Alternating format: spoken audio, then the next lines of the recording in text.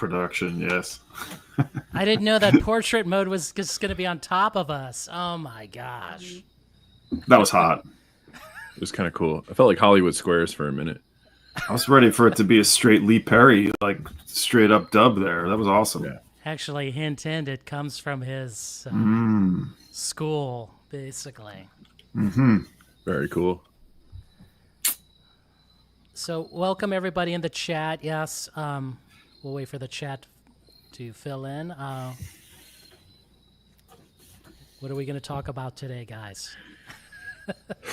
Well, I was going to give that little rant about. No, you're going to go do it. Do it. You want to do it? You were mid rant. Go ahead. So a couple of I wasn't going to rant about the thing we were ranting about before. This is another thing. So anyway, a couple weeks ago, Jason does the shootout for what was it, Fleetwood Mac or something? Controversial. It was something. And I'm sorry I can't remember, but Fleetwood Mac self-titled. I've talked to Jason about this several times now. I was like messing up my YouTube algorithm, because as soon as that stream gets done, I start getting like flooded with other people doing shootouts or videos about Fleetwood Mac. Anyway, I started finding some videos of people doing other kinds of shootouts, and I invariably ended up on the guy. You guys know him. I forget his name. The one that did the one on OK Computer. David Denyer. Oh yeah. Chris, can you show his video? Yeah, I can bring it up. So I actually I think it's like 45 minutes or something. It's really long, and I sat through the whole thing. Joel, oh my God, Vinyl Kicks. I just watched Tom's box set video, by the way, about the VU. Anyway, when I was watching I did sit through the OK Computer one, but I started watching some others, and I'm not going to call anyone else out specifically, but they were, let's just say I felt like they were ineffective because they weren't playing the music. Even the OK Computer one, they weren't playing the music. And it's okay if you don't want to play the music for whatever reason, but I feel like at least at the beginning of the video, you should give a teaser for like your hot take on the pressings or something. Or do something to grab me, because if you spend like the first 5 or 10 minutes like giving me a history lesson about the album, I'm going to tune out. Like I already know about the album. I don't need to be taught about it. So I get it why, like, I understand why people do it. I just feel like, give me something that's going to grab me. Like for the OK Computer one, the thing that he could have done that would grab people is his take was that the OK Not OK box set thing that they did for Radiohead was the worst sounding copy. And I'm like, that was enough, because now I'm like, okay, I want to know why he's saying that, because that's an interesting thought, And he also didn't necessarily think that the OG was the best sounding one, which also would have been a good. Right, they were all terrible, right? Wasn't that the whole thing? Well, at the very beginning of his video, he was just like, I hate all the recordings of this album, including the CD. Even though he likes Radiohead and likes the album, he said they all sounded like shit. So what's his reference point then? Like it's one of them is how it's supposed to sound. So yeah. Well, he also went back on it. He later on said there was some. He was wrong about his initial opinion. Maybe it was to like how they used to do in the 90s, of those of you remember, when they would debut the album on radio at like midnight or the week before or something. Yeah. Maybe he was comparing it to that first time he heard it on. Well, this was British, right? I don't know if they did that there, but I used to love when they did that. How that was the most purest version of OK Computer, the radio broadcast. They did that? Really? Maybe. Yeah. I'm making that up. They might have. They did it for other records, but Yeah, and I know like this is Jason's stream, and he obviously plays the records, but I'm not doing that to like, kiss his ass or anything like that. I want people to legitimately, like, that to me is an interesting way to do a shootout. Like, play me the music, let me decide. If you can't play the music, at least like front load the video with some hot takes to grab me. Otherwise, like, 5 minutes of a history lesson is boring as shit. Like, I don't want to hear that. Did you comment on his video saying like, I don't need this history lesson? That's the best way to do it. Jason's doing it the best way. It's very going to hear a difference. You're going to hear it in that context. I didn't comment on the video because I don't want to be mean to anybody. I mean, anyone can make a video about whatever they want. It's just I feel like there's a better way. You know what I mean? Like you'll get more. I think you'll get more eyes and ears if you just make it just a tad bit more interesting.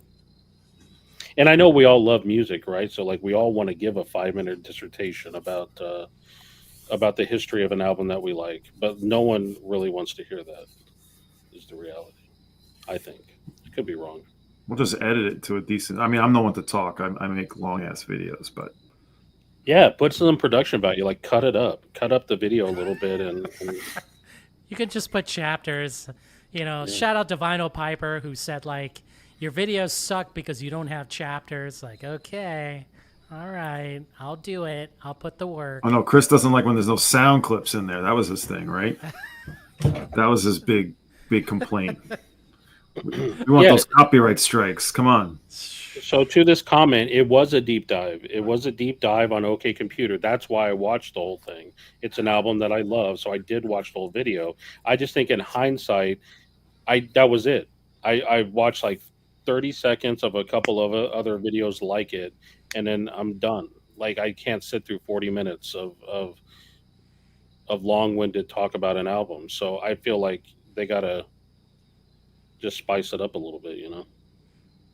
So you're saying if he had some go-go dancers, talking about the history of OK Computer. Not even Tom York showing up himself could have saved that video for you, it sounds like. I know. I sat through the whole video. I did. Anyway. Was it like you were sitting through the whole video, like waiting for a moment you could be like, aha? Or was it you just... No, like, I was honestly... Well, no, I mean, I sat through that one because I did want to hear more about why, because he started out with okay, not okay, sounding bad. So I'm like, well, let me hear what's going to sound good. And when he said it wasn't the OG, then I was like, okay, this is interesting, different. I do like that album. It is something I do have a copy myself. I do listen to it on vinyl. I would like to hear what he thinks is the best one to see if maybe I can grab one, you know? I mean, it's the same reason why anyone watches a shootout. You're interested to know what their opinion is. Yeah. I just want to see the videos have. I just want to help people out, like front load it. That's it. You know. So, in order to answer Decoy Card's question, what section would be important to you? Are you looking for the best version or the one that he thinks is the best version? So, I think like. What I think someone should do, and I'm no videographer or anything like that, but record your video straight through like you would normally, then watch it back. Take some hot takes, find whatever's really interesting and grabbing about the video you made, if there is something, and clip it and put it at the front. Put some production in there and just something to grab you, you know what I mean? This is the sole reason why the very few videos I've ever recorded I've never published, because I don't want to edit them. I just want to just you know, because I don't want to piss off Joel, you know. Pissing off me is like a good reason not to do something. Nah, it's for real.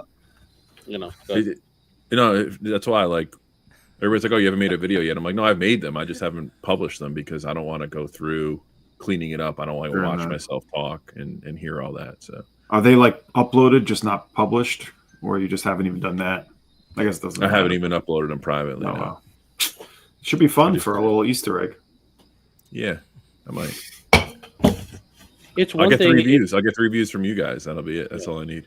And it's one thing to give a history lesson on a lesser known album, but on OK Computer, we all lived through it, right? Like. We know you're not giving us anything we don't know. I would just want the video to be like, hey, tell me if this is worth my time. Yeah, like, is this thing got good value? Is it made poorly? Do the records, are they destroyed? Are they, you know, was the pressing done well? Like just basics, and then that's all I need to know. Even though I'm not going to buy it anyway. He does that. His commentary is pretty good, although very long. But he does do that. I forgot there was a couple of things he did like around the winter time where he had severe pressing issues on stuff, and he lashed out on the distributors and the labels and everything. I forgot the titles. I don't know if you remember, Jason.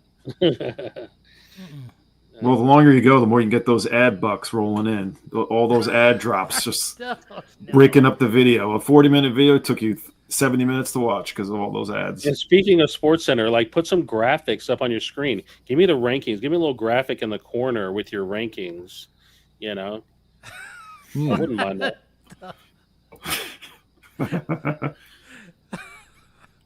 I don't know if he would do that, right? Like then things would go down. He'd get confused, you know? I don't know. This is good right here. Chase Records, Joel yelling at the VC to get off his lawn. The damn kids always whacking off in my tool shed. Once you get to a certain age, you're that's all you do is telling people to get off your lawn. So what can you do? And listen, I have made one video or maybe two, and it's a shit video. So like, I have no room to talk. I'm no video editor. You know what I mean? It's just a thought. I was watching one of our friends' videos that was doing a shootout, and I was just like, I'm not sitting through it. But it's an album that I like, and the way to do it is how I just described it, and then I would have sat through it. You know. So Joel, which ones would you like the comparison for a Radiohead OK Computer? I have the original. Well, he did it. I mean, I just want to know, honestly, compare it to whatever you want. I thought it was interesting that OK, not OK. He made it sound like it was like the worst sounding shit ever. I think I do have a copy of it. I've never listened to that version. I just have my the version that I've always listened to. I'm not even sure if it's an OG. Well, everyone got that for the extra material, right? So maybe they phoned it in on the pressing of the album. Yeah. I don't know. How many legit vinyl pressings are of that thing? I mean, he had 4 of them. He had like a 4? UK OG, a US OG, US reissue. The one that I can't remember the labels. It's got to be a Euro. Like the Parlophone original, the reissues on whatever that label did the reissues. And then didn't Capitol do a good one like in the mid 2010s? I thought Capitol. But it's always been in print, as far as I know, hasn't it? Yeah. Well, it's a different label that's doing it now. It's not Capitol. It's XL. So, yeah, there you go. XL. Oh yeah, XL, right? Yeah, they inked that deal a bunch of years ago. You can find it, and listen. I sat through the video, so I'm not talking shit about his video. Okay, I sat through the entire thing, which is probably more than most people did. Daniel Adams' comment. That's what I want to talk about. I guess his name was Vinyl Dan or something. Oh, here we go. The Ultimate. I'll put a link in the chat. It's called The Ultimate OK Computer. That's another reason. It did have a good title, I thought. Simple title, but... I can't get over the Mo5, the 45. Sorry, Joel. I can't get over this 45 RPM Stooges. That's the most antithetical thing I've ever even imagined. There's a rant in here somewhere about that, no? Well, that's why I said this morning in our group chat. I'm like, is this needed an audio file pressing? Like, isn't that? I don't want to hear that. It shouldn't be. I just don't think it should be. It's. Is that the same one that ERC did? Oh, they did it too. Didn't ERC do it, Jason? No, they did Funhouse. No. Oh, they did Funhouse. Okay. They didn't do the first or Raw Power. They did the Stooges period. Like Raw Power is even more hilarious because that thing was totally destroyed and not recorded at all the right way, which is what makes it so beautiful in a way. But yeah, who's licensing this stuff? I can't believe it's Iggy. Well, I think doesn't Sony own? They own the third, right? Rhino's. It's Elektra's always been Rhino. The thing is, it's like they might have asked for the license before Rhino Hi-Fi. You know what I'm saying? So this is all pre-planned. I mean, they don't just pull it out of a hat and Wait, so hold on. Rhino Hi-Fi did it. You're saying now Mo-Fi's doing it. So then Funhouse, what was Funhouse? ERC and then VMP did Funhouse, or did VMP also do the first Stooges? Second Stooges? No, they did the first Stooges. And it was supposed to be the John Cale mix. Right. That's what it is. Yeah. Got it. Does anyone have the Funhouse like 30 disc set? Does anyone have that? No. Somebody I thought about getting that, but I was like, I just can't. I know it's worth plenty more now, but I just couldn't. I don't really think I need all those alternate takes, as fun as that, literally as fun as that would be. But I mean, what are the alternate takes of that? Like them just totally fucking up halfway through the song and yelling at each other and starting over? Is it like really different arrangements and stuff? No, it's, from what I remember, it's not that different unless someone has it and remembers. I don't know. That's one of those records to me, like, it's perfect in its own original state. Like, I don't need alternate takes of that one because they're not going to change it that much. I don't, it's only going to be slightly different. But so was it 30 CDs or 30 LPs? What, like 45? Like, what was that? No, I don't remember exactly. It came out as a CD first, and then they and then they did a vinyl version of it years later. It's a lot. I'll have to look. Yeah. It's the complete Funhouse. That's crazy. Like, not a take missing. That's kind of cool though. If it's every take, like chronologically, then that's kind of interesting from a document perspective. But that's a lot of listen. I mean, if you look at the track list, it's ridiculous. It came out in 2000 originally. The old Rhino Handmade label. Anybody remember that? Oh yeah, yes. Yeah. Nice. That was like kind of a carryover from the old Ryko disc, right, in the early 90s. Yeah. Yeah. Yep. I don't know where it is. This comment. Chase Records. Is it on streaming? I want to see now if you can even stream it. I think it is. The thing is, like, Run Out the Groove, that label, they did a 2 LP summary of that big box set. Yes. There's the highlights. Yep. Yes. Where is this box set? I can't find it. It doesn't matter. I think it was a 7 CD set, so multiply that. Yeah, exactly. Yeah. It sold out immediately. I remember Randy doing Dead Wax doing a whole thing on it. Would they make like 1,000 of them? I don't remember. Make many. Yeah, it might have been less. It was expensive, definitely. So, Dom, your box set intrigue goes back 25 years, at least. I suppose. I don't know. I'm trying to think what the earliest box set I still have. I think it's my Let's see if I can grab it. I think I know what it is. Okay. I'm sorry. It's just like it's been a while. I forget who somebody I know owns that Stooges box set. I was like laughing for some reason because it's so heavy with, I think, 14, 15 LPs. I was like, doing it like I was like weightlifting with that box set. Yeah. This is the earliest one I have, I think. Whoa! I mean, you have that. I had earlier things. Right now, this is the oldest one I have because I've sold a bunch. I have a lot of CD box sets still. This is like the early Guided by Voices albums, but it's like each record is in like almost like an inner sleeve. Like they did the covers in inner sleeve style. The big one on here is the Propeller, which is like a $2,000 record because they were all handmade originally. Wow. So this is like the first reissue of that. And then it's got like their first 4 GBV albums. I don't know how many people are GBV people, but are not as, they're good. They're more like a jangly REM kind of sound. Yeah. But with that Propeller album is where, the one before is where they finally start sounding like the GBV we know. This is like the first album. So this is where they sound like REM. That record. Yeah, exactly. This is one that starts to get into their style.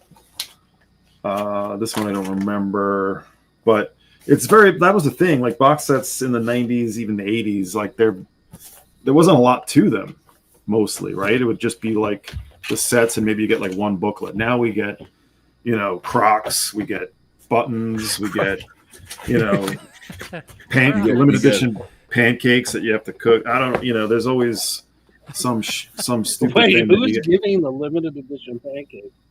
I've seen it. Wilco has Wilco everything. So Wilco pancakes. Yeah, there's a Wilco cereal, I think.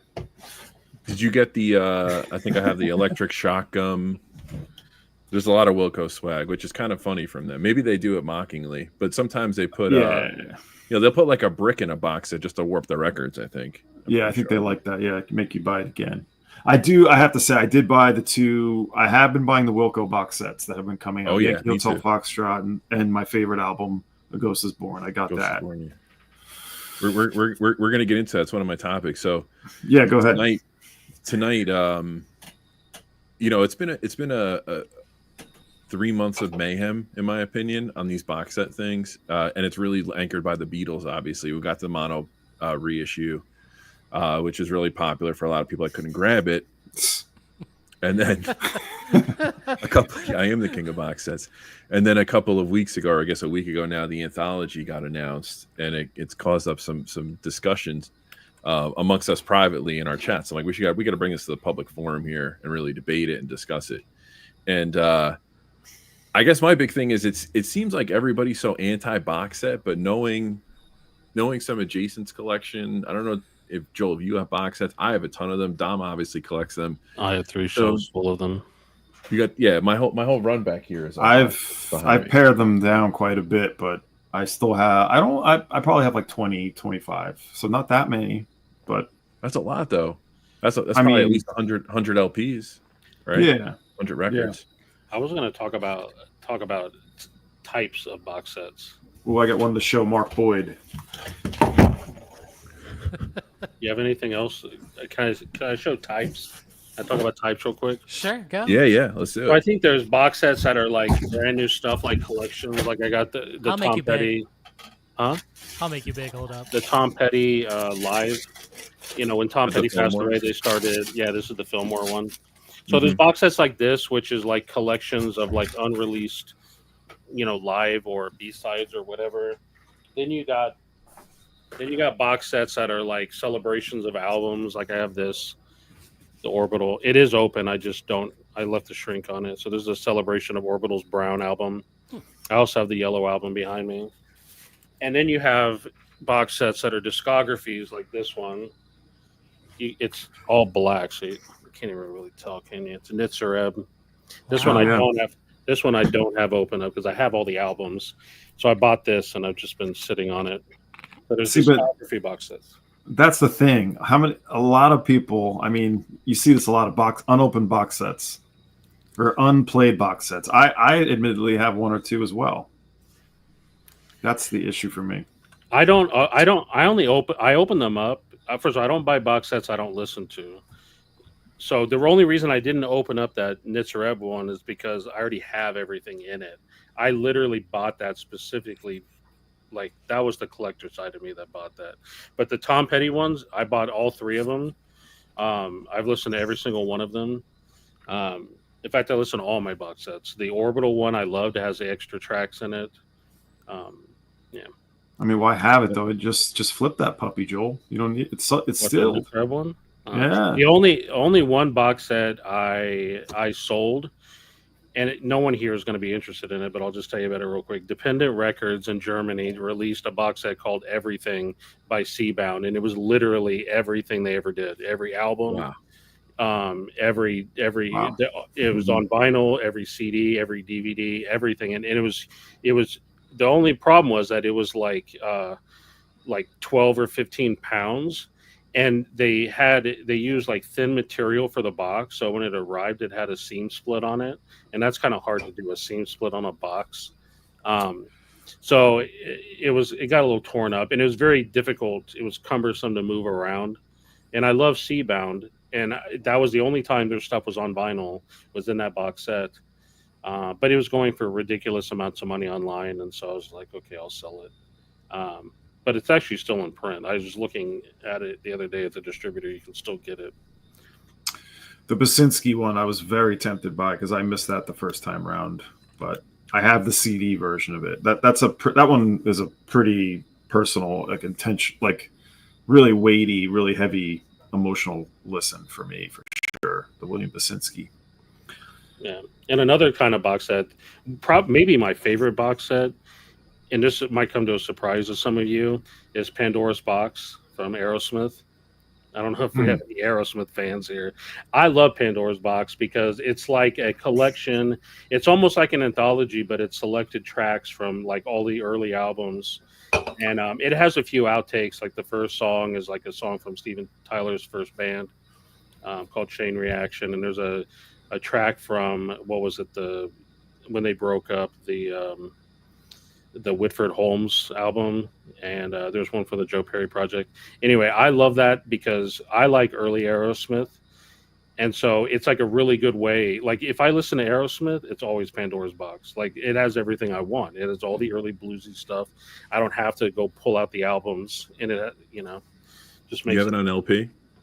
I don't think it ever was on LP, was it? Yeah, because I remember when I worked in the music store, that thing was pretty pricey and got collectible for a short time on CD. I don't know if they reissued it on LP. I had the CD, the one that was the tall CD box, and they made it shorter. That's for Mark Boyd. Oh, that's funny. If you only know this if you're a Best Show WFMU person. Numero Group did this. This comes with pieces of all kinds of bullshit in it, but Wow. fun. And it's all CDs. But you have to know these guys to care. So is it like on air excerpts or full shows? It's all of the comedy bits they did. Oh, the comedy bits. I got you. Yeah. It's out of print. It's actually one of the few Numero box sets that's gone up in value. Because that's the other thing. You can get the Numero sets a lot of times like for nothing. I got every Unwound box set. They did a 1-day sale with every Unwound box set, and there were 5 of them. With $100 for all of them. I was like, I just have to do that. Yeah. And that was awesome. And those I still have. Those are great. So I have a lot of box sets, but I find myself getting this like the same artists when they do box sets. Like so the Wilco, every time Wilco puts one out, it's a must for me. Ever since they did the B-sides box, and they've done the deluxe albums, those are great. And those are primo. The Hendrix stuff. The Wilco ones, is it like the album with some outtakes and B-sides and stuff? Like a celebration of the album? So Joel, Dom, I'll let you show one of them and I'll show this one. Okay. But this is the Yankee Hotel Foxtrot one they did. This is a monster of a box. But essentially, yeah, it's got, I don't know if you can see here. I forget how many LPs. 3, 6, probably 10 or 11 LPs, and it's got the album, a bunch of outtakes, and then a live show. But it's really cool because, especially with a band like Wilco, their outtakes are actually worth listening to. They're not like scrappy demos in a lot of ways. They're actually like you see the form of the song or an alternative version of the song. Absolutely. So this is a really great listen. And like sometimes I look at these boxes and they do like deluxe albums of other great artists, but I just know that it's not going to be as enjoyable as the Hotel Foxtrot one. And I think, Dom, you have the other one, which was great too. Yeah. The Ghost is Born is probably of recent the best box set I've gotten because, well, I'm a bias because that's one of my all-time favorite records, bar none. But what they did on it was they give you all of the different versions of these songs that sound nothing like the finished versions. And a big thing that Wilco does is they write songs and they deconstruct them and they sort of break them down and turn them inside out. And sometimes the finished product has literally nothing to do from the original other than the vocal melody. So there's all these different versions of Spider's Kid Smoke, which if you know that song, it's like a krautrock song. But it starts as like an acoustic, sort of like standard, almost basic Wilco song. By the end of it, they're Wilkenstein. You know what I mean? Yeah. As my wife likes to say, Wilco in krautrock mode. But so that box set, so that's what really gets me going. I mean, having all that extra stuff is nice, and the book and everything is, the ephemera when that one is good too. But like the actual content that's there is worth it for me alone. Yeah. And Easy Now asked how the Being There box is. The Being There. I didn't get that one. It's only like four discs. It's fine. And the Summer Teeth is good. But the thing about the reason why the Being There isn't that great compared to the others is that around Summer Teeth and then obviously Yankee Hotel Foxtrot into A Ghost is Born, that's where they really changed as a group. And I want to say, Is it all right? Is it okay? Are you okay? Isn't that good? That's why you watch live TV. Is it safe? No, I actually just dropped. I dropped a few records from where I keep like a pile of stuff that I'm like going to give to people. So who cares about that, right? No, the box didn't drop. It was just 2 other records. But this one, not one of my favorite Wilco records, Chris. But I did get this because it was really cheap, actually. It was. It's not a lot of people's favorite Wilco record, but that's like the album where they started to take a step in the direction that they wanted to go. Which and it was also, I think it was out of print for a long time too, right? Yeah. I mean, there's some great songs on it, don't get me wrong, but it's definitely their pop album, quite overly produced at times. Right. But you have like Via Chicago, which is like a live staple on there. Classic. This is how Stunty died. That's true. Somebody asked about video on or Yes. Yeah, they do great stuff. this is the only one that I've managed to get so far. I want the Zovia France one, but I got the Severed Head ones. I got this used actually. It was in a store, so that's pretty incredible. That's cool. Nice. Is that the only one you have, or do you have other VOD? This is the only one I have, unfortunately. Like I said, I want the Zovia France one. I would buy even more, or that's not true. I have a CD box set that they did with Clock DVA. I have that, but this is the only vinyl one that I got. Let's answer some questions by the panel real quick. Is that okay, Chris? Yeah, go ahead. So, from NBA Live Girl, would you guys prefer a box set of albums never on vinyl, or no box with individual releases from an artist? So, I like somewhat complete discographies. If it's not complete, I like chronological. Like this Mark Knopfler box, the solo box, is like a must for me because it just puts those 6 albums or 5 albums, and you get this really cheap, guys, on Amazon. Like no one bought this. I think I'm the only person in America who bought this. But this is 1996 to 2007. And I like this because it's chronological. I mean, if they put these out individually, I don't know. Yeah, I probably would have bought all of them. But it's nice to just have it in one package. So some artists I could do without some of the albums on the chronological stuff. Like there's a Traffic one. Like one of the albums, I'm like, meh. But it's in there. So I thought it was cool when they did the Beatles mono box the first time. They had all those releases individual for people who didn't want to buy the full box, but I don't think they're going to do that again. So the question, would I prefer a box of albums never on vinyl? I mean, yes, please. If they want to introduce a vinyl pressing of an album for the first time in box set form, I'm cool with that. Wait, I was going to say like a box set of albums that, like 3 or 4 albums that have never been on vinyl, kind of thing. Is that the question? Yeah, I think I misunderstood. Yeah. So like that Springsteen box, right? The new one. You don't see that too much because that's like an opportunity, or there feels like they're probably putting all their eggs in one basket. They'd probably break those out. Yeah, you know, like they'll do like 5 albums and then one that's never been issued on vinyl, only in the box set. I'm sure artists have done that. To me, the ones that have always been worth getting, or the ones that tempt me the most, are the ones that like it's a 3 or 4 LP reissue box, and I don't buy a lot of reissues. But if it's like 3 records or 4 records that are like $300 to $400 albums each, like, and you can get like this. I don't know how many Swedish experimental psychedelic fans we have, but this International Harvester. This is what, 3 records, and then all this other extra stuff. But you can't find these records too easily. They're all Swedish pressings or Finnish pressings. And this is, no one bought this, similar to the Knopfler. Like no one cared. I don't know why. Or they made too many. So last I checked, you can get this for like below wholesale cost. That's great. Yeah. You bring up a good point. Like you're not going to go find OGs of that for. I mean, you can. Yeah. You're going to pay up. Get them all one fell swoop. Yeah. I have one OG, but not the other 2. So those tempt me. Yeah. I want to show another one that I love.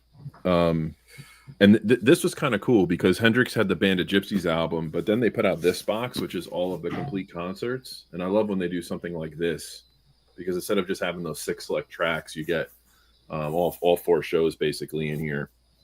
So it's like, and I still have the individual album, of course, but this is pretty sweet when you talk about adding value and not just like throwing on tracks that's unlistenable. Like this is a good example of something like that. All the Hendrix family stuff, all those boxes are awesome. For me, I'm less likely to buy complete live box sets. For me, it's personally, it's really the rarities or the reissues of hard to find records that get my goat going the most, I suppose. I've tamed myself on the live because it just gets out of control. But oh yeah, it comes to a point like the Dylan bootleg stuff, the Hendrix stuff. If a Wilco announced a box set and I don't even know what it was tomorrow, I would just pre-order because I'm like, oh, it's got to be good. It's a Wilco box. You know, I start to get compartmentalized in series almost. So let's answer Cesar's question here. Can you choose and show your favorite box? We'll go around the panel, and then you have to explain why. Hey, save decoy cards comment too. Sure. Cure. Join the Dots box set would be fucking amazing. I would be all over that. That's the B-sides one? Yeah. Yeah. Jason, what you haven't shown anything. What go ahead. And what's your favorite? Show my favorite? Oh no. You can't show everything. Sorry. You got to pick one. Wait, High Rent, a White Snake box? Really? Yeah, you don't want that. You don't want that. That's so I just got this recently. Let me make myself big here. Jeez. If I can do this. Oh, you got that. Yeah. I was curious about this. So the cool thing about this, right, here's the bad thing, right? It's in black and white, but if you shift the records out, get it? Mm-hmm. Oh my gosh. Cool. That's cool. You know? You just change the window, right? The window into Nick Drake's soul. I think 3 of the LPs like are studio sessions, maybe 2, 3 live cuts, and then the remastered full album, and then this cool booklet with pictures and the whole story and people interviewed that were involved with the first record. Trying to think, how much was this? Like, it's not cheap. You know? I almost bought it. I decided to not, but I've enjoyed it so far. And there's a lot of legitimately unreleased music on that? Yes. Okay. Like, he actually talks during the studio sessions, and like, that's he's pretty like, cool. This flute thing should sound like this, and he's playing guitar, and it's wow. Yeah, because you don't hear Nick Drake like talk ever. Yeah. Yeah. There's no video of him, right? There's nothing. Nah, but he's like very confident in the studio sessions, which is amazing. All right. How does the album sound? Okay. Yeah. It does. Yes. So I like. Go ahead. No, you have a second or third pressing of that album. I have like a third UK pressing. And you did it compare. Yes, I did make a video for it.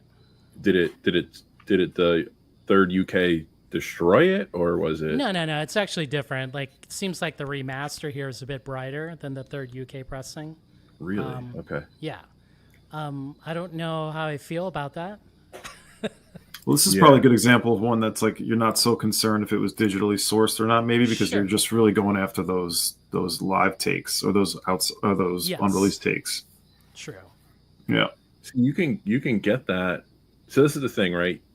And this is and Dom, you kind of alluded to some of the value of the box that you were talking about. I see this for as low as $90, 4 LPs, and it has the actual album reissue, which doesn't get blown away by your third UK. It's different, but it's not unlistenable. So like to me, that's really cool value. Plus you get all the good bonus material. Like that's like a good example of a box set that I'd be interested. I'd be afraid to compare that to my U.S. Antilles press. I'd be very afraid. My Antilles press will just get destroyed. That's what I've had for so long. I have a second UK of of Pink Moon, but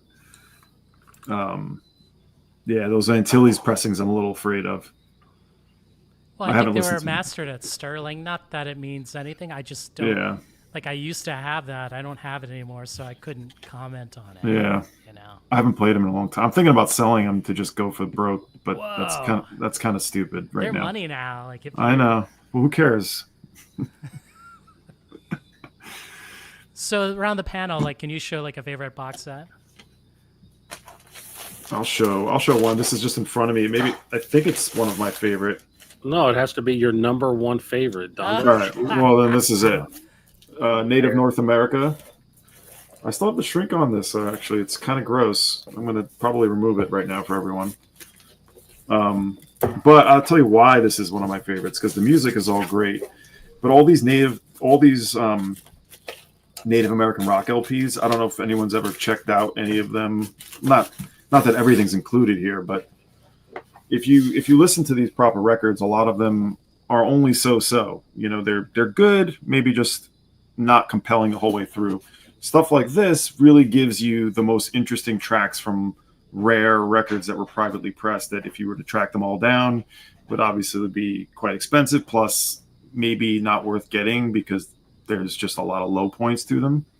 So this really gives you a primer to, I don't know who else did anything like this before this set, but this was like $35 new. I don't know. I think it's in print. It was out of print for a while, but it's back in print.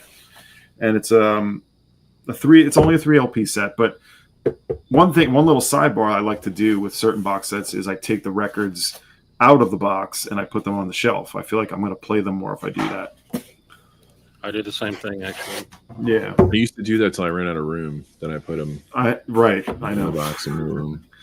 But this is awesome. I mean, there's some legitimately amazing music on here, but like I said, some of it's on 45 only, and just would be very hard to track down. But Nice. yeah. So What label did that? this is Light in the Attic. Oh, Light in the Attic did it. Nice. Yeah, 2013, maybe 14. Cool. And I think they pushed this as volume 1. I don't think they ever followed it up yet. But It's been brought up in the chat a couple times. So I'm pointing to this. This is the Public Image Limited box set. I just got name dropped in the chat. I do have that. You want to show it? I need metal box. I still don't have it. I'm not going to go grab it right now, but it's right there.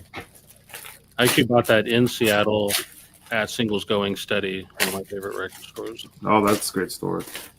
Yeah, I love that store. But for favorite, I'm going to be boring. Well, besides Pandora's Box, which I already said was the one I've listened to the most, this is going to be really boring, and I apologize. But Pink Floyd Pulse, I don't know if it counts technically as a box set, even though it is. I love this album. It counts. It does. It does count. It's a VC social club. Anything goes. It counts. Yeah. Mm-hmm.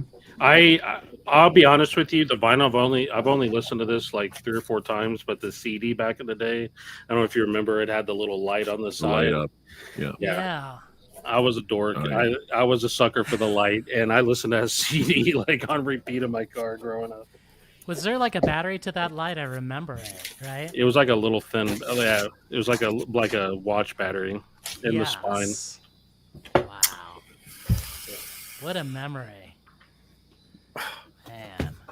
Chris is going to have a hernia picking up his Right, favorite. Are you gonna show this? I already showed my favorite one, but I want to show all 3 of these, but I'm not going to. I'm going to show this one. I was so blown away by this. The Prince Whoa, Sign of the you Times. bought Oh my God, that is some width. Nice. Dude, this thing. This is probably the box set I've actually played the most out of all my box sets, and it's a commitment.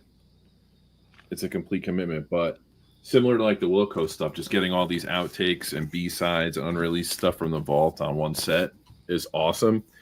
And the only reason why I got this is because I got the 1999 one on sale, which is now like tripled in value, I think. And then I followed it right up. I got the Diamonds and Pearls. I got the Diamonds and Pearls Deluxe too. And they're all freaking awesome. But that Sign of the Times was a pleasant surprise. I almost bought the Diamonds and Pearls one because I love that album. But Yeah, it's very cool. Man, they had that at Waterloo for like less than 100, and I never bought it. I messed up.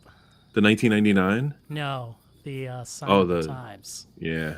Isn't it interesting? Most box sets don't retain their value very well. It's kind of a trend. It's more so than not. They're way below. But what everyone's saying about Numero, all these really niche like emo things they're doing, do not buy those when they come out. I'm sorry to say, they make too many, and you will be able to get. I bought the 90 Day Men one for like $50, and I think it was well over 100 when it came out. And it's awesome. That 90 Day Men one is great. So let me show these because it's now like been like 10 minutes ago, but in the chat people are asking about the Tom Petty ones. These are the ones that I bought. This is amazing. The Wildflowers. This is the full Wildflowers and all the rest. I had to buy that. Plus, not to mention, they're it's like a 78 binder. Yeah. Huh? It's like the old 78 binders. Can you open that up? Hold up. Can you show that? Is it going to get? I want to hear the crack. No. I've listened to it. Oh, wow. So it is. You're right, Dom. Yeah. It's like a very 78, like the old. That's cool. So I don't think I've seen that. Do you have the other one too? Yeah, that one's great too. American Treasure, same thing. It's in the binder. I listened to every single one of these after he passed. They're amazing. And then they already showed the Fillmore one. This is the last one that they did. That's pretty slick. I actually like that. This one is not in a binder. This is just in a traditional box. Because I think it's really a physical thing. One of the things about box sets being like, not getting played or unwieldy is just it feels like a chore to take them out, which is if you have it set up like that. I mean, you mentioned taking them out. My Pulse, I don't actually have the records in there. I have them. I bought some like plain white sleeves, and I sleeved them just like I do regular, like any of my other records. And I have on so the box is just like a box, like a shell. This is an excellent box set, although I just sold it, but it is excellent. Why did you sell it? Well, it's got a lot of singles that some of them I do have. I just wasn't playing it, and my box set section area was just getting a little too full. I had too many Wilco sets, so sorry, Terry Ork, sorry. It is awesome. It's good. So, and there are times I think when box sets are very useful in the what do you call it? The community. Yes. So even though I had this already, I bought it. This is the Sleater Kinney box set. So right after, you remember, I don't know if any of you are Sleater Kinney fans, but they had obviously kind of gone their separate ways doing other things. Carrie was doing the TV show with what was that show? Yeah. So then after they decided to get back together, they teamed up with Sub Pop to do this box set of all their albums up to that point. And to me, I think they also did the reissue separately, but I think the box set was great because if you are a new fan, it's like a really easy way to catch up. Is there unreleased stuff in that, or is it just the albums? It's just the straight up albums, or there may have been a book or something. And that's all the Sleater Kinney you need, and that's a lot. Like those last few Sleater Kinney records are. Yeah, once they drop Janet, no offense, it comes with a book. Thumbs down. And we talked about this, yeah. It also came with this print that I actually framed it, and it's in the hallway. Nice. And it came with a. I'm a big fan of Sleater Kinney, especially the early stuff. Like Dig Me Out, I still think is like one of the best albums ever made. When I got back into vinyl, one of the box sets I got, which I still have, which I don't even need anymore, was, do you remember when they put out the entire Marley discography in that island box? Yeah. Oh. Yeah. That, I mean, I'll show it real quick. It's awesome to have. I will say I went on a whole Tom Waits thing too. The Tom Waits Orphans set that's a unique one actually. It's all so you have the box, or you have the 3 individual? I have the 3 individual. No, I have the original box. I bought that when it came out. That's a unique one because it's all unreleased music, like all of it. Yeah. So I thought, am I confusing it with the What were the what was the trilogy you did? Bastards, Brawlers, and Orphans, right? For Record Store Day, they just reissued the albums in the box individually, but it's the same thing. Well, the box set has a 12-inch single 6-song EP that's only available in the box, but they reissued the individual albums as double albums for Record Store Day. But when those came out on CD, they came out separately. I have the CD version of it. It's actually signed by him. I don't know that they did it separately. Did they? I thought they did. Maybe was it a thick jewel case with 6? It was a thick digipack, I guess you'd call it. Yeah, that I remember. This is the Marley one. This is just all of his studio albums. I mean, this is great for a starter. Like if you just want to buy Marley in one fell swoop. Oh, they did the Zippo. Yeah. Yeah. You need to show the top of it. Come on now. This? I don't have the there was a metal, I think a metal one that actually is the lighter. I got the cheap cardboard one. But here I can show. Is that what you want to see? Like this? Yeah. Yeah. It's like a lighter. Fire. Yeah. But there's a limited edition metal one which gives you nothing more except for like the novelty of the metal. But I like this is you don't get many artists that can put out a box like this all one swoop. That's like when I was a kid. I don't know if you guys remember on CD like the Complete Doors, the Complete Zeppelin, the Message in the Box, the Complete Police, Complete Steely Dan. Like you could get all that stuff pretty inexpensively and just have the whole discography. So I was going to mention, if we were going to talk about box sets we don't like, and it's not, I don't know if it technically counts as a box set, but for Record Store Day a couple years ago, they were doing those Doors ones with like all the outtakes and stuff. I bought it because I don't know why the hell I bought it, but like I listened to it. I didn't even listen to it all the way through one time. Like no one needs to hear like 10 different versions of Queen of the Highway. Like, and I sold it. I got rid of it. Well, that's I didn't get those. How many boxes do you keep around that you don't really like? Yeah. Yeah. 4, I think, right? 4 Prince box sets? 5? 4. There is 1, 2, 3. There's 99 Diamonds and Pearls, Sign of the Times, and that's it. They stopped. I don't know why. They didn't do. There's one key one that they're missing in the middle there. What is it? The Purple Rain box I forget. set. They don't have a Purple Rain box set, right? No, that's what it is. The Purple Rain. There is no box, but I don't know what would exist in that. Maybe just outtakes. Maybe a live show. But they already did that live thing, you know. They did so much of that live stuff from that era, and after. Here's the crazy question here. Anyone have the Omar Lopez box? Here's one that people should get. This is $60 right now. This was, I think, maybe 90 to 100. This is the Pyramids, the free jazz sort of jazz funk group. Try finding these records, and you can get the 3 albums they made plus a live session that was never released on vinyl for $60 right now. This stuff is fantastic. Strut did some of the Sun Ra sets. Strut. This is awesome. So worth it. $60 for that. I've seen that box. Yeah, I play this one. This is one I actually play. Strut's good. I think they're a little mixed though. I don't know that I love those Sun Ra boxes that I do have. I don't ever play those actually, which is sad to say, but I want to show a guilty pleasure box. And it's not actually it's not a guilty pleasure because of the artist or the recordings, but whenever I see this series, I jump all over it. And usually they're pretty affordable.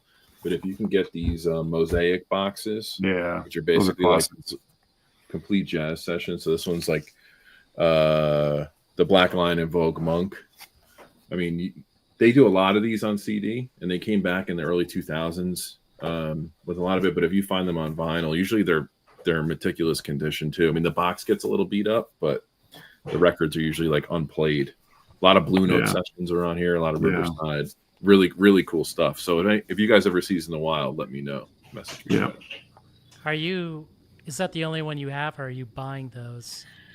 I get them when I see them. Like I have a Mingus one. There's a couple here. But I don't want like Harry James. I don't want like of the Harry. course. Yeah. You know, I own the Chet Baker ones. The people have complained like digitally sourced, but they're actually really good because you get to have them all. Well, you know? I have all the stuff in this Monk box in separate releases, but I just love having the box to put on. So, question for Dom. I don't know. He wants to see the pyramid box. Yeah. I cut you off, Group Secret. What were you gonna say? No, I don't. Are they all digitally sourced? I can't even really tell. I think some of them are analog, some of them are digital. I think, but it never mattered to me. Because Mosaic had such a strong relationship with Blue Note, I couldn't imagine they didn't get the tapes back then. But yeah, they were like the only ones to release like the whole, like, say, complete Bitches Brew, complete Silent Way, like at the time. Yep. Yeah, huge. Is there a Banana Splits box? Is that right? I didn't know that. Oh shit! Ooh, let me check. Let me go to Discogs. Oh, nice. There you go, Christopher. That's cool. So someone in the chat, he's bringing up 7-inch box sets. Yeah. I have a couple of those. This one,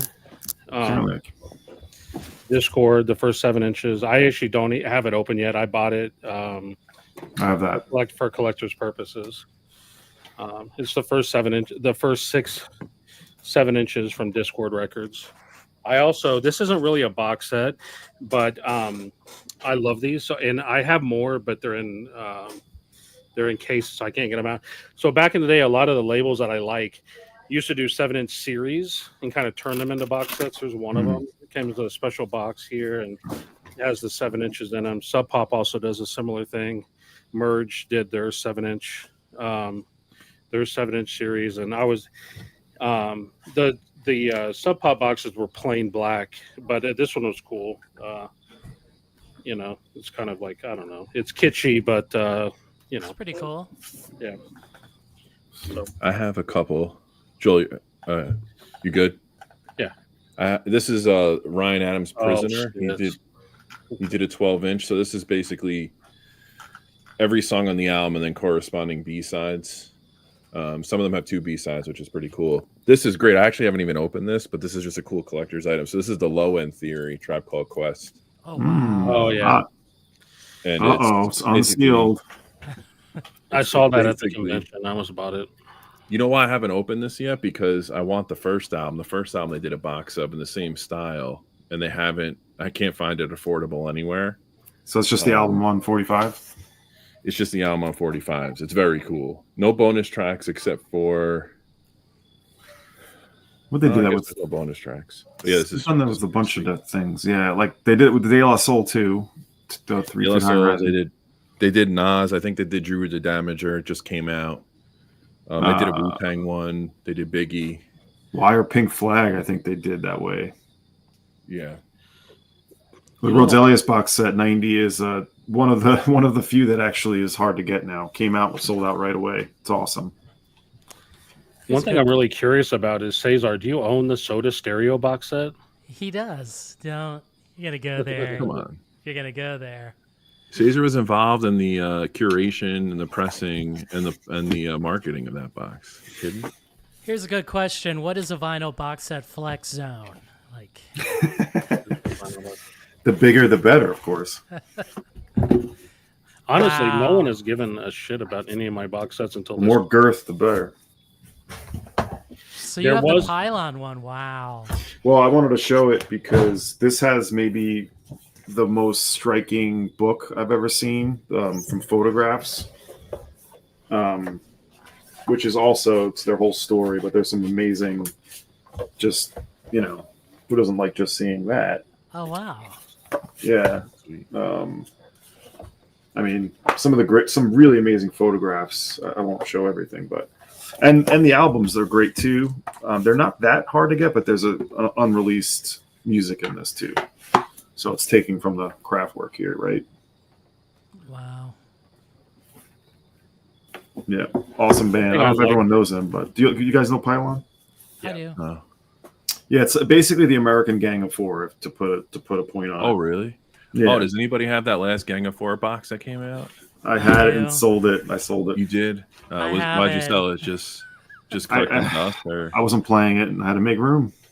I wish I knew it. You have it, Jason? Yeah, I like it because of the live record, right? That's on it. And The then tape. You get the tape. Yeah, that's why I bought it. Was the tape? You bought it for the tape? I only bought it for the live album. Well, I'm a sicko. Well, Jason, when you're ready to let it go. Are you going to play the tape? Are you going to wear the buttons? Remember, it came with buttons. I might. That's the cool thing. When I sold it, I don't think I sold it I think I sold it under what I paid for it. So you might be able to get it for decent. I don't think it's anywhere. I mean, I actually haven't looked in a couple of months, but now that we brought it up, I might have to again. It's a big one. It's pretty big. Yeah, but again, that's the complete discography, right? Yeah. Yeah. Yeah, I think they released it, and then the guy passed away, right? 140 something bucks. Well, actually, yeah, it goes from that up to 260, at least on Discogs. But there might be dead stock sitting around. Yeah, I'll have to look for it. You know, I saw Pylon. They played a show, like a small show in New York. A friend of mine, we went to it. It was excellent. Yeah. Was it the guitar player died, I think? Yes. Yeah. I didn't see that. I missed that one. Eddie, I don't know about the Queen box set, so unless somebody on the panel has it, I know. That's the Half Speed Master they did like in 2010. It's a complete discography on colored vinyl, right? I think so, yeah. Is that the one you're talking about?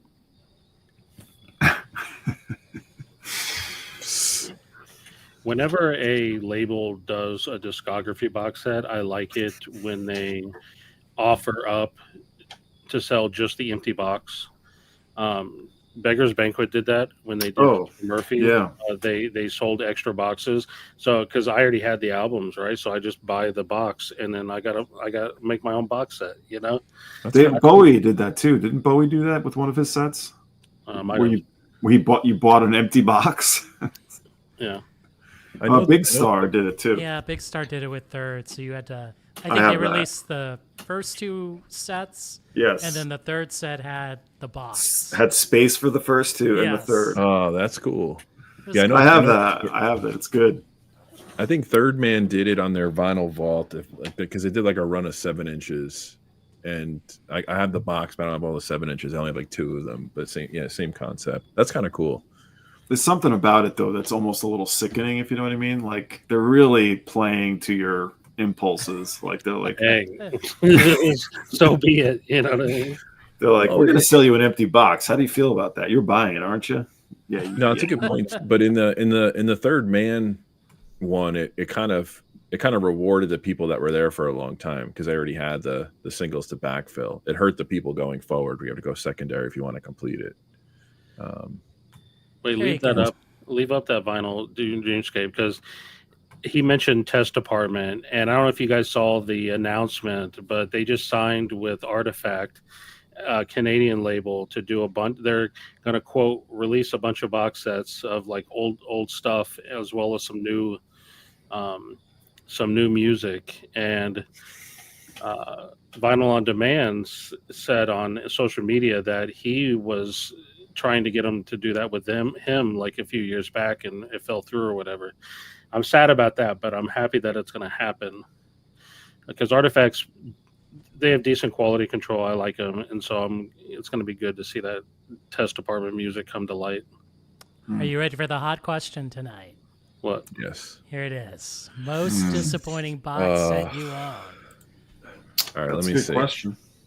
Let me see. If you own, that you still own anyway, right? I can show mine. Are you ready? Let me show it. So, see if I can grab it. All right. For Ryan S., it's been a while, Ryan. This beast, okay? I think this had what, like Oh my 15? God, look at that width. Oh, I know what hands down what mine is. Okay. Let me see here if I can open it. Oh man. So they're actually in another box, but I don't know if I can show it here, but let me see if I can. I think that's, what, 14, 15? Sinatra MoFi Records. This thing, it's insane, actually. At the time, MoFi was doing these, they did the Beatles, they did this one, and then they would do the Stones box. Man. Oof.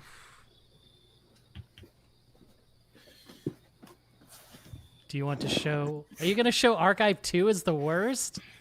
Why? Really? Well, okay, so I'm not being entirely fair. I'm going on a packaging point of view here, packaging standpoint.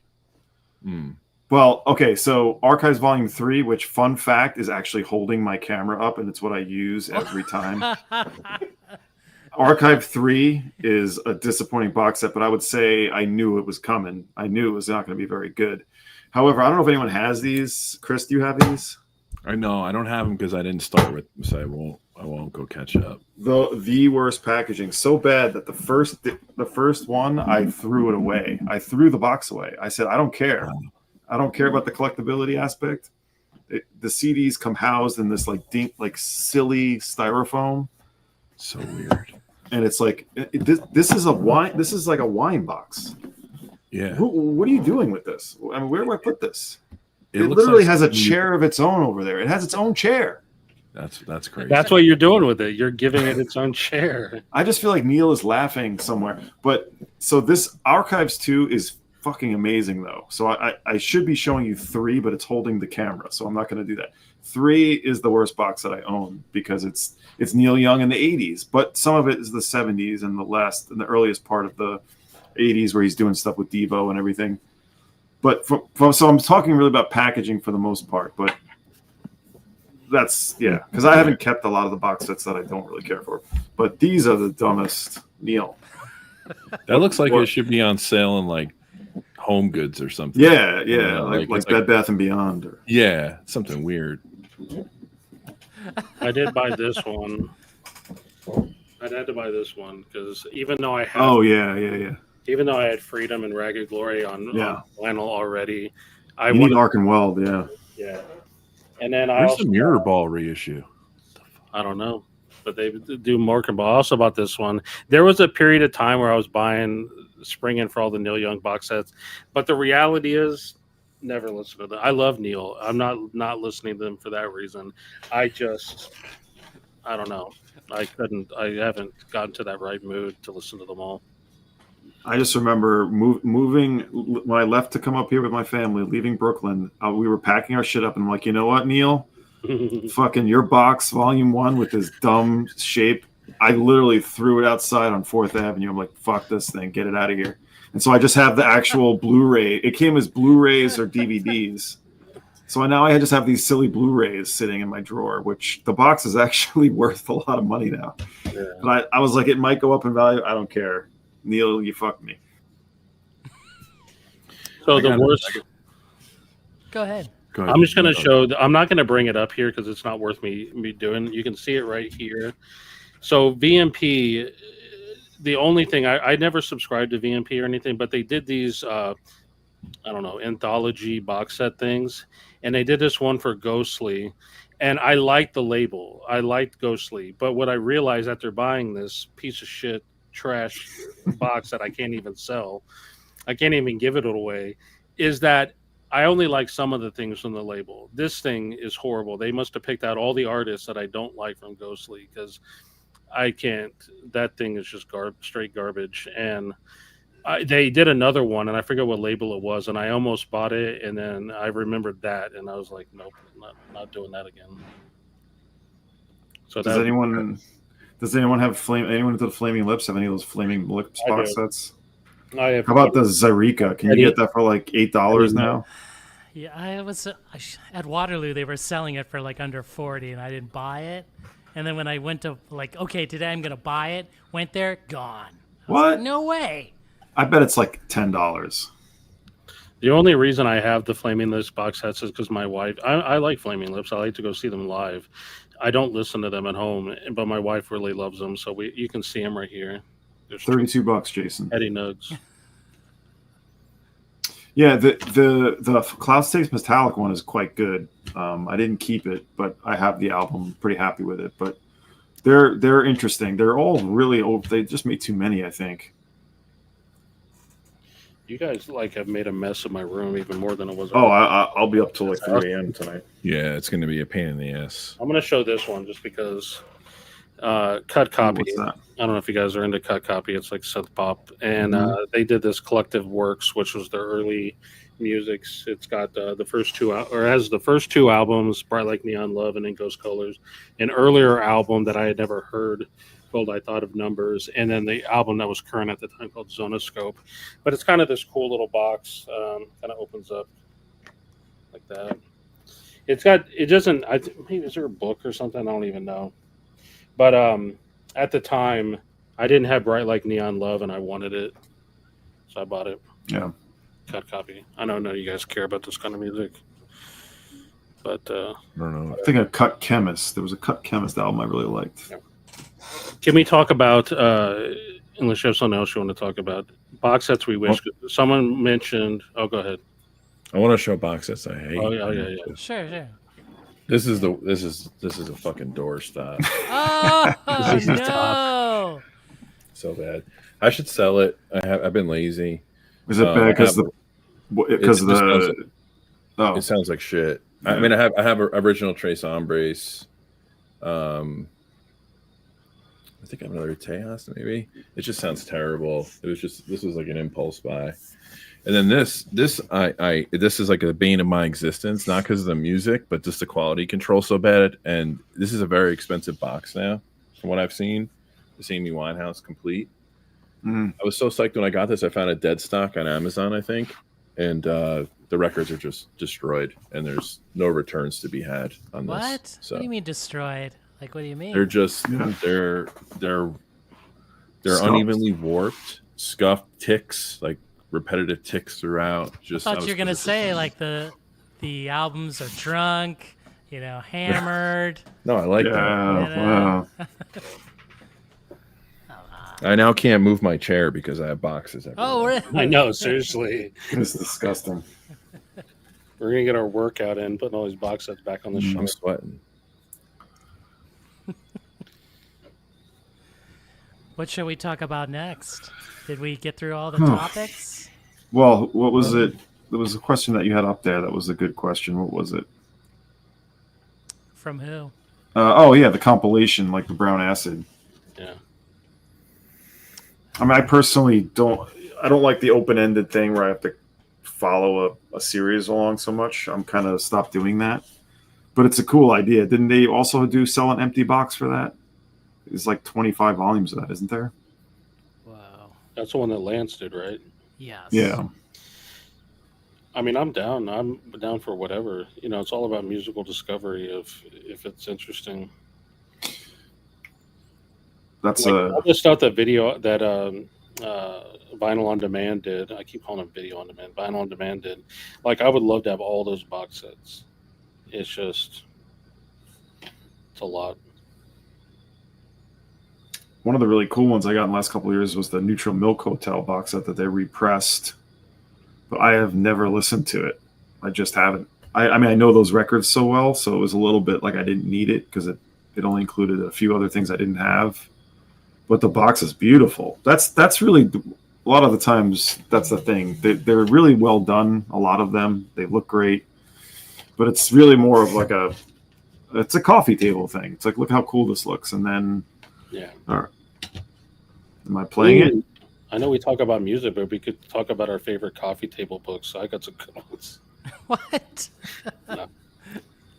I have a bunch of Annie Leibovitz. I like music photography. I have like all of her coffee table books, and I just love looking through them. Yeah, see, there's dead talk. I'm not a dead guy, so I can't comment. I showed a VMP box. It's right there. I'm just not picking it up. It's the Ghostly. I have almost all of them. I think I don't have the Ghostly, I don't have the Gospel, and I don't have the Memphis Rap, but I think I have all the others. Some of those boxes are really good, those VMPs. The Miles Electric is good. The Zamrock one is cool collection. The Zamrock one I wanted. I missed that one, but I wasn't ever a member. So, but Well, I have most of those. Most of them they did single. They reissued them individually. oh, so you don't need the box, because I actually thought about moving that, because I haven't listened to it probably in 4 years. Maybe not everything. There may be one or two in there that they didn't do, but Here's the question that actually is part of the outline, right? Sets you guys would want to exist. Right. So that's easy for me because I already mentioned I want the Join the Dots one from The Cure. I would love it, and I may be the only one here. Skinny Puppy doing a full Brap box set, all the Braps. Like, give us all of the just weird out there shit that wasn't on any album, and also put all the Brap albums on there too. Just give us a huge Skinny Puppy love fest in a box set. That's what I want. I like some of the genre deep dive box sets that are very specific to a very isolated, style. It's a good way to sort of really take on the whole thing and really feel like you're getting immersed in that. Like, I think I can't think of off the top of my head. Numeral did a really good one. That was Far Eastern music. I can't remember, but that kind of thing intrigues me.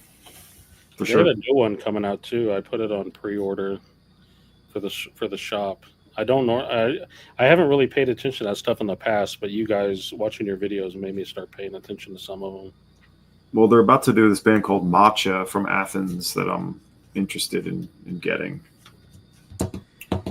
Since they did that early Gang of Four box set, I wish they would do one for that other record, the Gang of Four Hard record.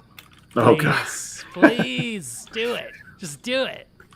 Man, If there's that enough record- material, they should. Yes, that one's great. Is it? You've never seen that live stuff they were doing for that era? Psh, they were the best. It's so good. Like, what is it? Andy Gill, he does like a very menacing version of Womantown. Do you know that song? I don't think I do. I've never listened to. I stopped at Solid Gold, Entertainment what? and Solid No Gold. way. Yeah. You know what? For this panel, like, let me get the link. I have like a playlist on that. Let's see here. I don't know if Dom, you might know if remember there was 2 CD Lee Scratch Perry box sets that came out like in the late night. I don't know if those have ever been issued on vinyl, but those would be sweet. Because there's some tracks on there that are not easy to find. Well, maybe there's a 90s, I think, UK. I think there were Trojan. There was like 1 or 2 or 3 box sets. Those Lee Perry box. I'm thinking of those maybe, which are very much in demand. Yeah, I don't know if they were related to the CD ones or not, but. And the other one too, I don't know if you guys remember the original Nuggets box on CD was a 4-disc collection. That was foundational for me. That box set. I still have it. Oh yeah, that box set's amazing. But they've only done the double LP reissue or the 4 LP, I forget. But there's 2 other discs that are missing that I don't think they've ever put out on vinyl. That's true. And that has some of the better stuff on it. Yep. I wonder if that stuff appeared. I don't know if it appeared as is. It may have been regurgitated into some other edition. Yeah, maybe it was expanded for the CD. I don't know.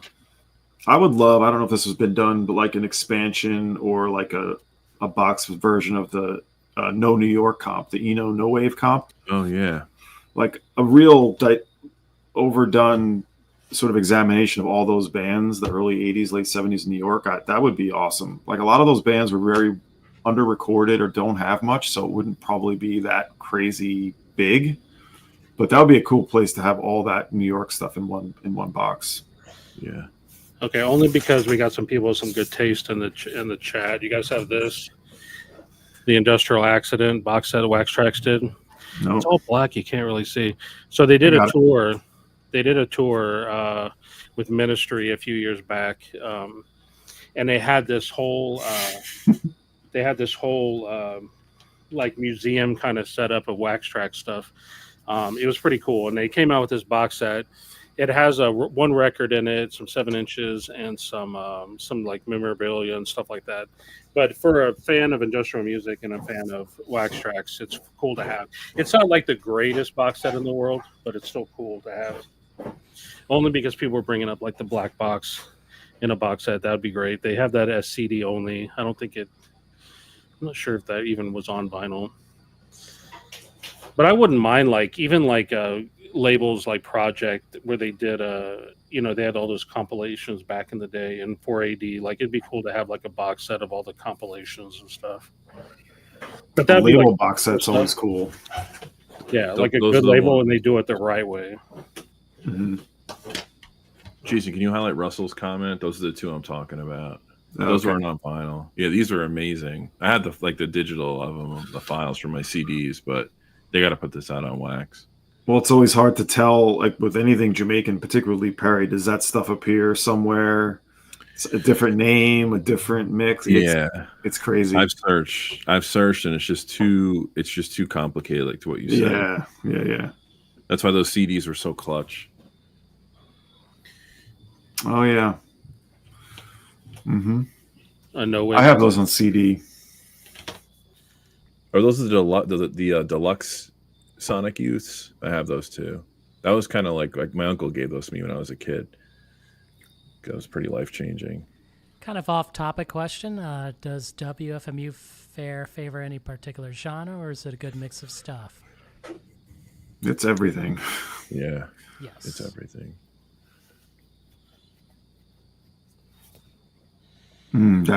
That's a great call right there.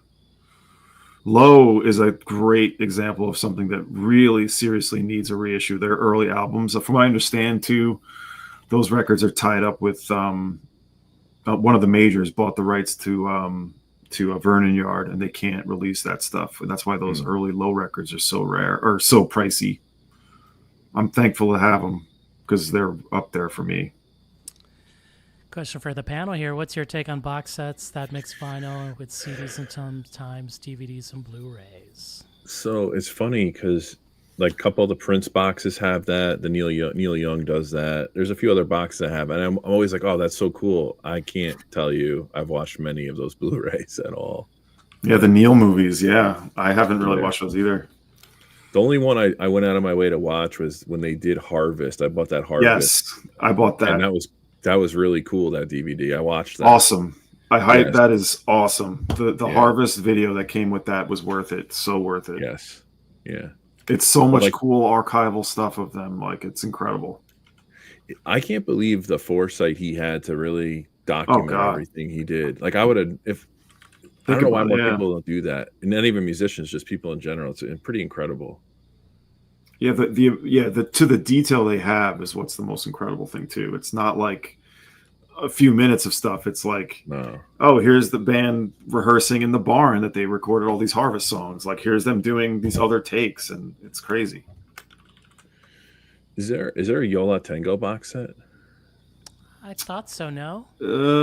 They might have done today the B-sides comp. As a no, I don't. No, actually, I don't. That's a 3LP, but it's one of those '90s records. I have it that's like jammed to the brim. It's like 30-minute sides. Yeah. I'm forgetting the name of it. I have it here somewhere. But yeah, there's no boxes. I'm a big Yola Tango guy. Yeah. Genius plus love. There you go. Dude, we got some good stuff going on in the chat tonight, guys. People love a box. It's because Jose and Stunty are not here, right? Watch, they're watching. All of a sudden, you're going to get a little poke. Two people trying to enter the stream. This kind of what inspired me to bring this up with you guys was that when we were obviously maybe because it was the Beatles thing, like the past two boxes that got socialized, people were up in arms about. But I feel like a lot of the box sets that get reissued or talked about, people kind of shit on. So I didn't think anybody collected box sets like I do. Apparently I was wrong. Yeah. The Spaceman 3 would be cool to compile the 12 inches, like similar to like Spiritualized or compiling all that 12 inch. There's a ton of good stuff on those 12 inches. Like UK bands, as everyone knows, always included fun stuff in 12 inches. So that'd be kind of cool. Like for more popular bands I can relate to, like New Order, Depeche Mode, if they did like a box set of their 12 inches, that would be sweet. They do. Yeah, they did them. Yeah, but did it for all of them.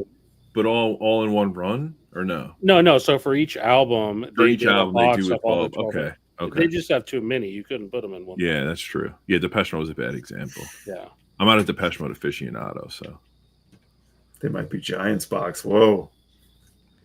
Wait, I do you could see have it. the Depeche Mode box? Do you have that? Me? No, I don't have any of the Depeche Mode boxes. Okay. You know what I'm talking about? That mode box that has like everything up to the last record. But the cool thing, it has the CD of all the B-sides, which is nuts. I have a friend who no doubt has it. He's like a crazy Depeche Mode collector. He has like everything. What about do you remember the Stones put out a box, the London Years on CD? Was that ever on vinyl? You know, it's like a black and white box, like red lettering. Yeah. Yeah, is that the singles? Is that no? There's all those singles boxes pretty hard to get from what I last remember. Well, the singles box has them on the cover, right? But this is before that. It's called the London Years. Okay. Because there was one they did, like, I can picture it now. It kind of was on the heels of that Beatles singles box craze on CD. This is on CD. Oh no, you're talking about the 7-inch one too? Yeah, they did a 7-inch one. I think it was just taking the same artwork from the CD version that came out earlier.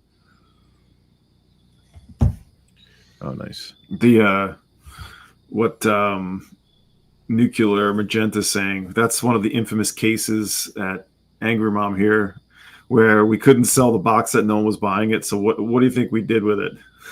Broke it open. Boom. Broke it open. I don't know what we did with the booklet, or if there was one.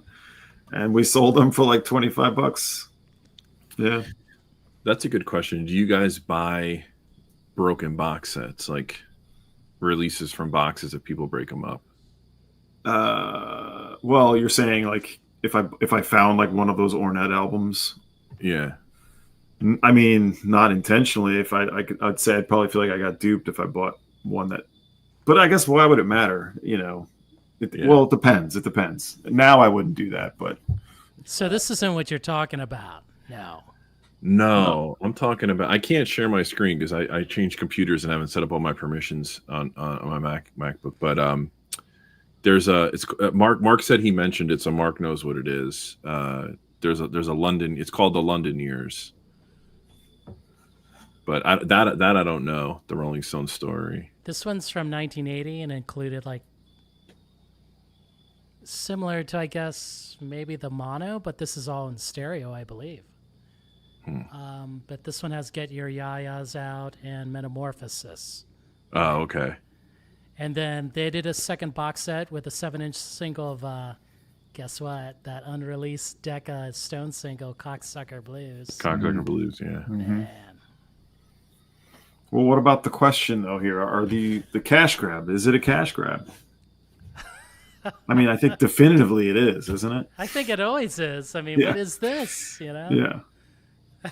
I mean, I kind of felt that way when they did the Tom Petty ones after his passing, but it's like, it's not like, to me, a cash grab implies a negative connotation.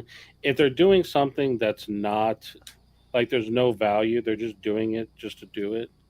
Like, you know what I mean? But if they're doing unreleased stuff, you know. Yeah.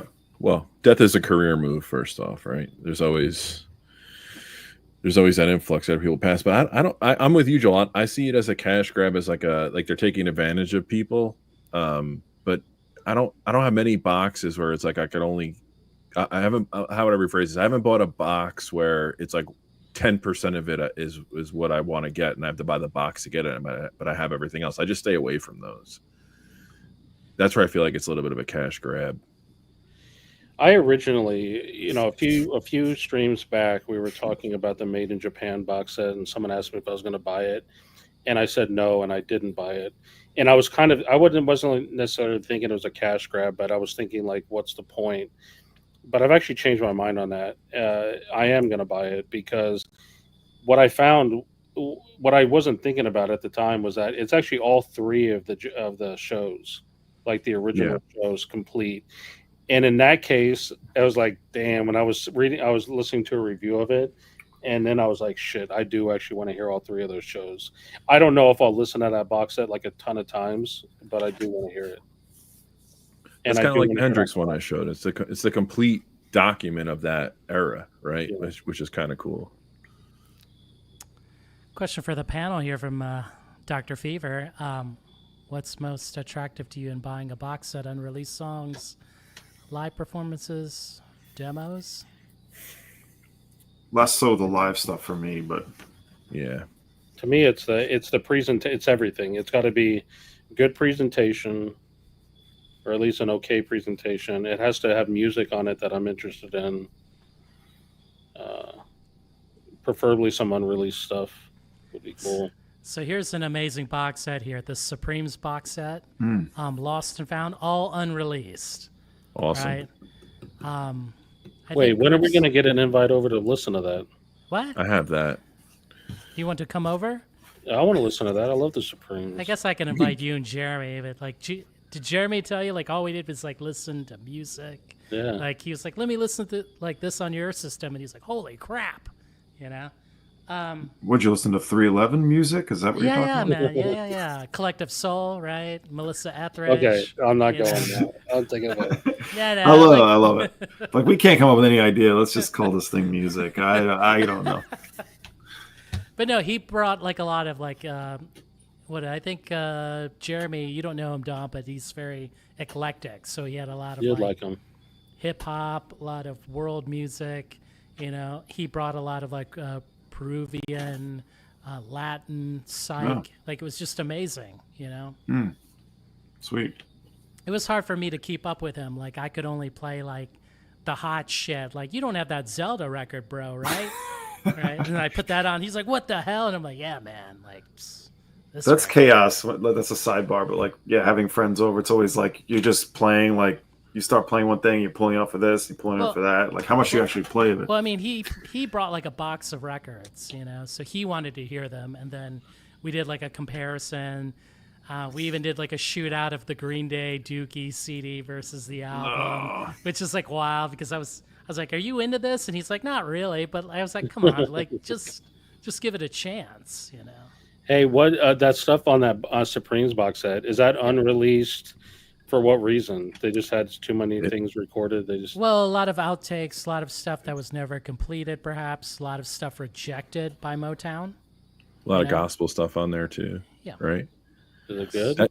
You can get Yeah. that box dirt cheap. Yeah, Oh, is that right? It's amazing. It's amazing. it's probably one of my favorite box sets. Like if Motown did more of these, like. Yeah, It's a give me a no-brainer. Temptations one. I'll take it. Right, Marvin Gaye one, Stevie Wonder. Do you see where this is going? Like it's untapped. Give me a Bill Withers box set. I think it'd be tough for them to get like Stevie or Marvin, but there's plenty of other groups that Jack White could probably weasel his way into getting rights to. Well, I think Third Man is the one that did this actually. Yeah, Third Man did that. Yeah. Oh, really? Yeah. Yeah, so that's the funny thing about Third Man is that once in a while they put out a nugget where you're like, damn, like that's essential. That box is essential and it's not overpriced at all. I don't know. Check it out. I agree with that, Sean. That seems like very worthy to do. That's what I'm talking about too. Like that's like an educational presentation. If you want to get into Detroit techno and you want to dive in deep with a box, that's the way to do it.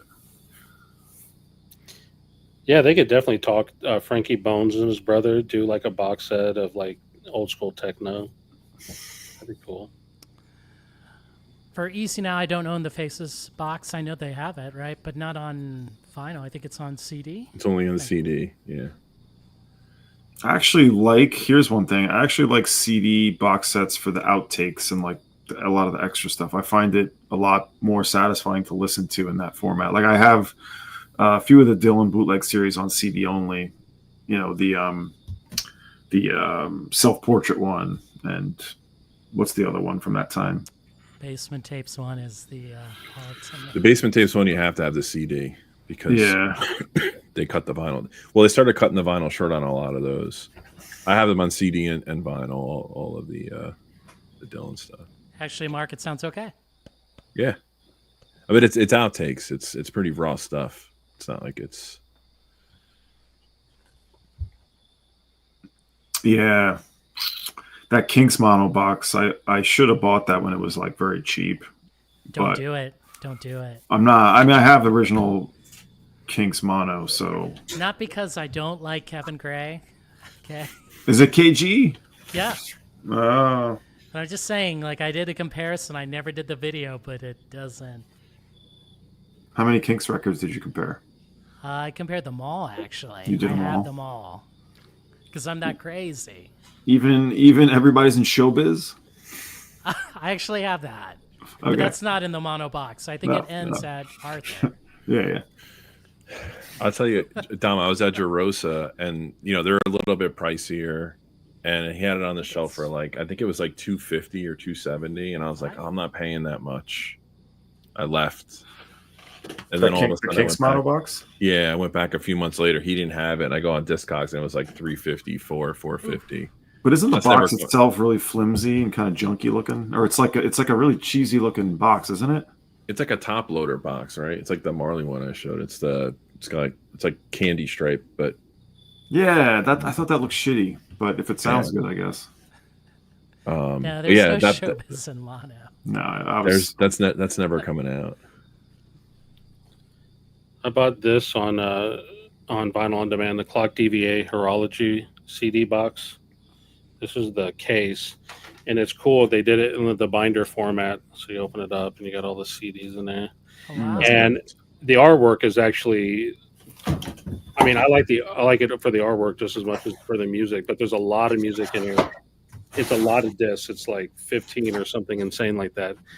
And for this kind of thing, I do prefer it on CD for vinyl. Because if it was on vinyl, it would just take me so long to sit there, flip through everything of like 15 discs. But because there probably would have been more on vinyl. So like for the Zovia France and stuff like that, I'd actually prefer it on CD if I could. This comment. This is amazing. Like Kevin Gray. Oh, that's awesome. Oh God, Tom, no. I kind of like. I like The mastering engineer is not the artist, people. They are not the artist. Well, people They're love just Steve Wilson. they're just translating. They're just translating. But the Kevin Gray box set, Tom. I'm not buying it. No, I thought you guys do what you want. Oh yeah, the Galaxy 500. But I have that. That's a Ryko disc. You brought up Ryko disc before. It's like a purple. I think that's rare. I think I still have it too. Man, those Ryko reissues were amazing. Yeah, They were so good. I love those records. I'll show another favorite of mine. This one, for a while, you could get for about $30 or $40, and this is Brother Ah. I've talked about this. Spiritual Jazz. Wow. And this has 3 completely unreleased albums, and they're every bit as good as what he properly released on either Strata East or privately. And absolutely amazing music. But for whatever reason, it was a dud, like in terms of sales. The manufactured label did them, but 3 completely unreleased albums like that he had on his person. It's beautiful music. It's if you like new age, like early new age, and you like spiritual jazz and a little free jazz, it's kind of an immersion of all of that stuff. I might not be, I really like early new age, by the way. So maybe some people sort of, that's a little rubs the wrong way. But for me, that's a really great buy if it's still cheap. It was cheap. Those records are hard to get, the Brother Ah records. I know. I really bled for those. Well, here's something we haven't seen on the stream yet: a cassette box set. Oh, nice! I remember that. Kill Rock Stars. Kill Rockstars. Yeah, Kill Rockstars released these 3 compilations back in the day called Kill Rockstars, Star Kill Yeah. Rock, and Rockstars Kill. I have them on vinyl. I have them on CD. And then for Cassette Store Day, I don't know if you guys remember Cassette Store Day. That Is it dead yet? Oh, it's dead, long dead. But they released this on, and they're on these gold cassettes. I bought this and it has this cool 6 degrees of separation, like showing all the connections of all the bands. I had to buy this just for collecting purposes, because the compilations are actually really amazing. If you can, you can get them cheap from wherever. Joel, here's what you need to do. Yep. You have an opportunity with your store. It's a new store. Rebrand as a cassette store. Hell no. Bring back. You'll be the first official flagship cassette store, and Cassette Store Day will come back and take over. Cassette Store Day was such a bad idea. I don't know who thought that was a good idea. That was so bad. That's a cash grab. I also like these. It's not really a box set, but a few bands were doing these book album things. So you have the CD in here, and then it's a book with a bunch of stuff in it. And this is a Throwing Muses one. They make it awkward to put on my shelf, but I could now put these on like a bookshelf. Anyway, thought I'd show that. Resent the term spiritual jazz. I don't. Yeah, I mean, not every genre name is like great, but sometimes it just sticks. Like I'm sure a lot of German people don't like krautrock as a idea or as a moniker or as a label, but I think they probably grew to accept it, but it is what it is. You know, I think it does accurately describe what type of jazz that is, if you ask me. Yeah, and that's what people come to know it as. So yeah, I mean, if you say spiritual jazz versus free, I'm like, oh, I know what he's talking. Yeah, there's a definite distinction there. Yeah, huge distinction. I mean, I don't know what you want to call it otherwise, but so that comment from the Vinyl Dreamscape, if I could lament something here real quick. So in the Dallas area, we used to have this store called, oh shit, I'm gonna have a brain fart now, I don't remember it. But there was this, it was called Forbidden Books. It was like a bookstore, but they also just had a bunch of weird shit. And they would have cassettes there from Throbbing Gristle and Soviet France and just, whatever, just all kinds of weird industrial and just weird music. And I really wish I would have, I was completely broke, so I couldn't buy shit, but I really wish I would have stocked up on stuff like that back in the day, because I would love to have that right now. That stuff is it's rare. You just don't go on Discogs. People just aren't selling that kind of stuff. And when they are, they're usually in Europe, and it's just too much. But anyway, I just wanted to say I don't have those, but I wish I did. For Easy Now, is that the farewell concert or 1974 3 LP? Or you're talking about this one, the Supremes? Yeah, Supremes Rarities. Sounds great. Love it. Yeah. Cheap. No one's interested. Dom, I want to tackle this comment with you. So, yeah, avant-garde's too much of a overcast on that. You have to split those genres out eventually. I think. Yeah, or I might say I think of avant-garde. I think of Art Ensemble Chicago or Human Arts Ensemble or some of the stuff that's like just something else. Like it's spacious or it's like free of form. Free jazz does have a form, I think, depending on who's doing it. Sure.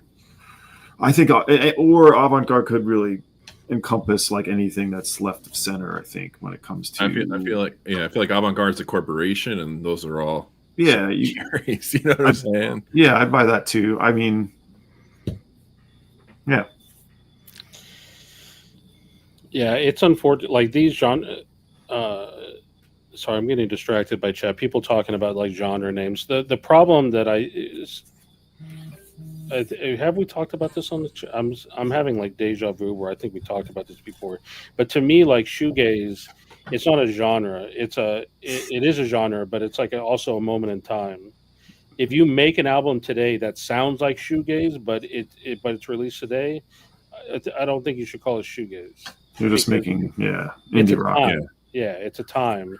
Same thing with post-punk. Like, it's just not a good idea. They'll never do social movement. There's like a social movement or a counterculture movement usually associated with it. Like no one makes a grunge record anymore. Yeah. And it's also a production value. And there's a certain sound to those records that they were making that you can't quite reproduce exactly. You can, for the most part. Yeah. It's like you don't call like Motown is R&B, but you don't say I'm making a Motown record. Like you can't make a Motown record anymore because of that production. You can make an R&B record, maybe inspired by Motown, but it's not the same thing. Yeah. Of course, thank all of our wishes are going to fall on deaf ears. They're still going to like every album that comes out now. They say it's post punk, and it's just like, oh my god, like, That's that's a very overused term, I will say, and I'm guilty of it too. When does post punk really end for you guys? It never has. I don't really know. has. That's kind of my point. It hasn't. It hasn't. I don't know. it's just frustrating because it's like it's not even, you know, it even when you think about grunge, right? Like, and Sunty and I were talking about this last week. All of the quote grunge bands didn't sound alike. That's why it's not really a genre, right? Like, not all post punk bands, even back in the late 70s, they didn't all sound the same. So therefore, it can't be a genre name. It was a description of a time and a like no wave. Like, think about that. Like no wave. Like, it's just anyway. I'm reading the Thurston Moore book, Sonic Life, which is really good. Actually, I kind of like amazed about how he remembers all this stuff. He must have been writing in a diary, but he talks very specifically about the delineation from like punk, like the early punk, which was really rock and roll. It was just more about attitude and sort of being a little more stripped down or more, less stadium ready or whatever. And then post punk was just like, oh, all these other people who took the ideas of punk but just didn't know how to play, just started doing whatever. But it takes its form as like what no wave is, or synth pop, or new wave, or minimal synth, or all of that stuff gets called post punk too, and it is annoying. Yeah, that's why I don't begrudge kids coming up with their own genre names. You know what I mean? Like, it'll confuse me sometimes, but it's like, that's cool. Do that instead of using old genre names. I'm cool with that. Yeah, what would be like the three definitive post punk bands or acts? Like, what would you say like the three bands that sum up that movement are? I think Gang of Four is up there in terms of like awareness and people knowing who they are, like bringing in like a rhythmic or a funk aspect to it. That's certainly, but it's coming from a punk point of view. Yeah, it depends on who you talk to, because like even The Cure could be considered post punk. Definitely, right. You know, Television, Joy Division, even Television, Talking Heads technically were post punk. It's you know what I mean. Wire. Did the Talking Heads stay post punk? No, though, right? I mean, eventually the first two albums are probably post punk, right? But after that, I don't know. Whatever you want to call it. This is like, it's a tough thing. Yeah. Funk. They were trying to be like funk too. Yeah. Oh yeah, Joy Division, obviously.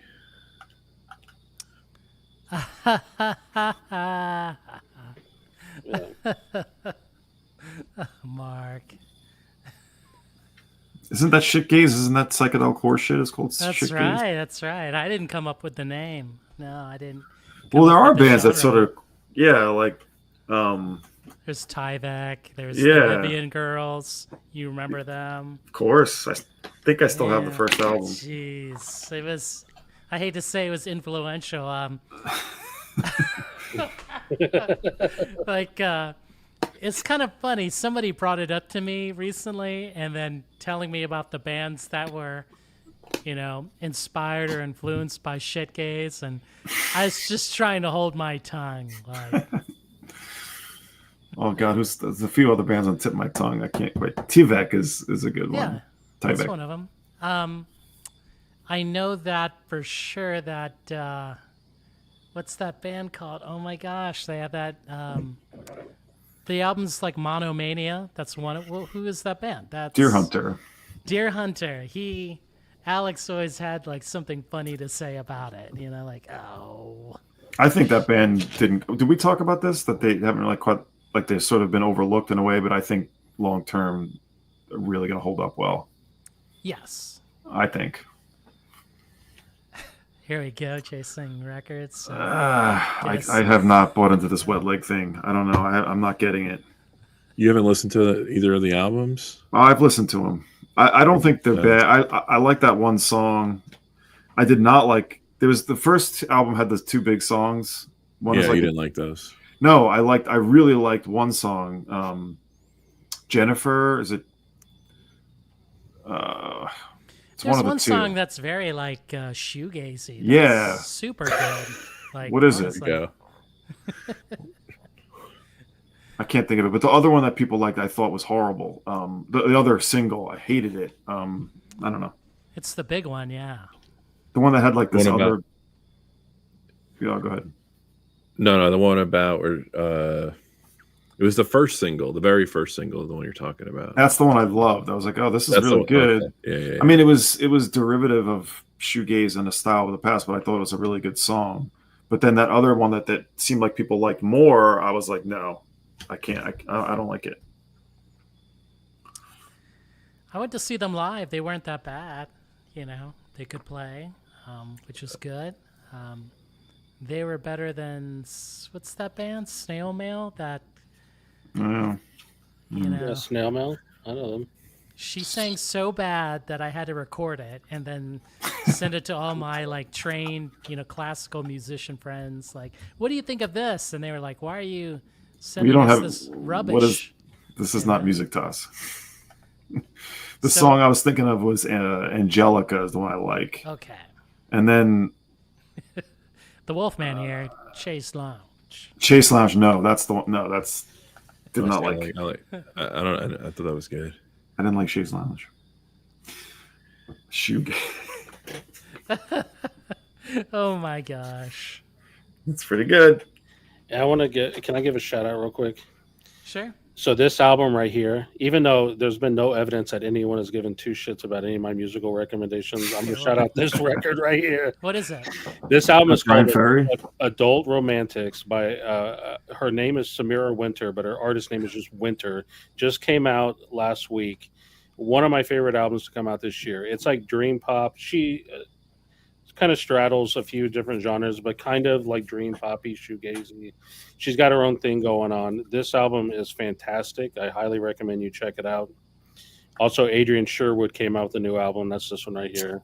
I still got to hear that. I love it. Yeah. I also want to really quickly shout this one out.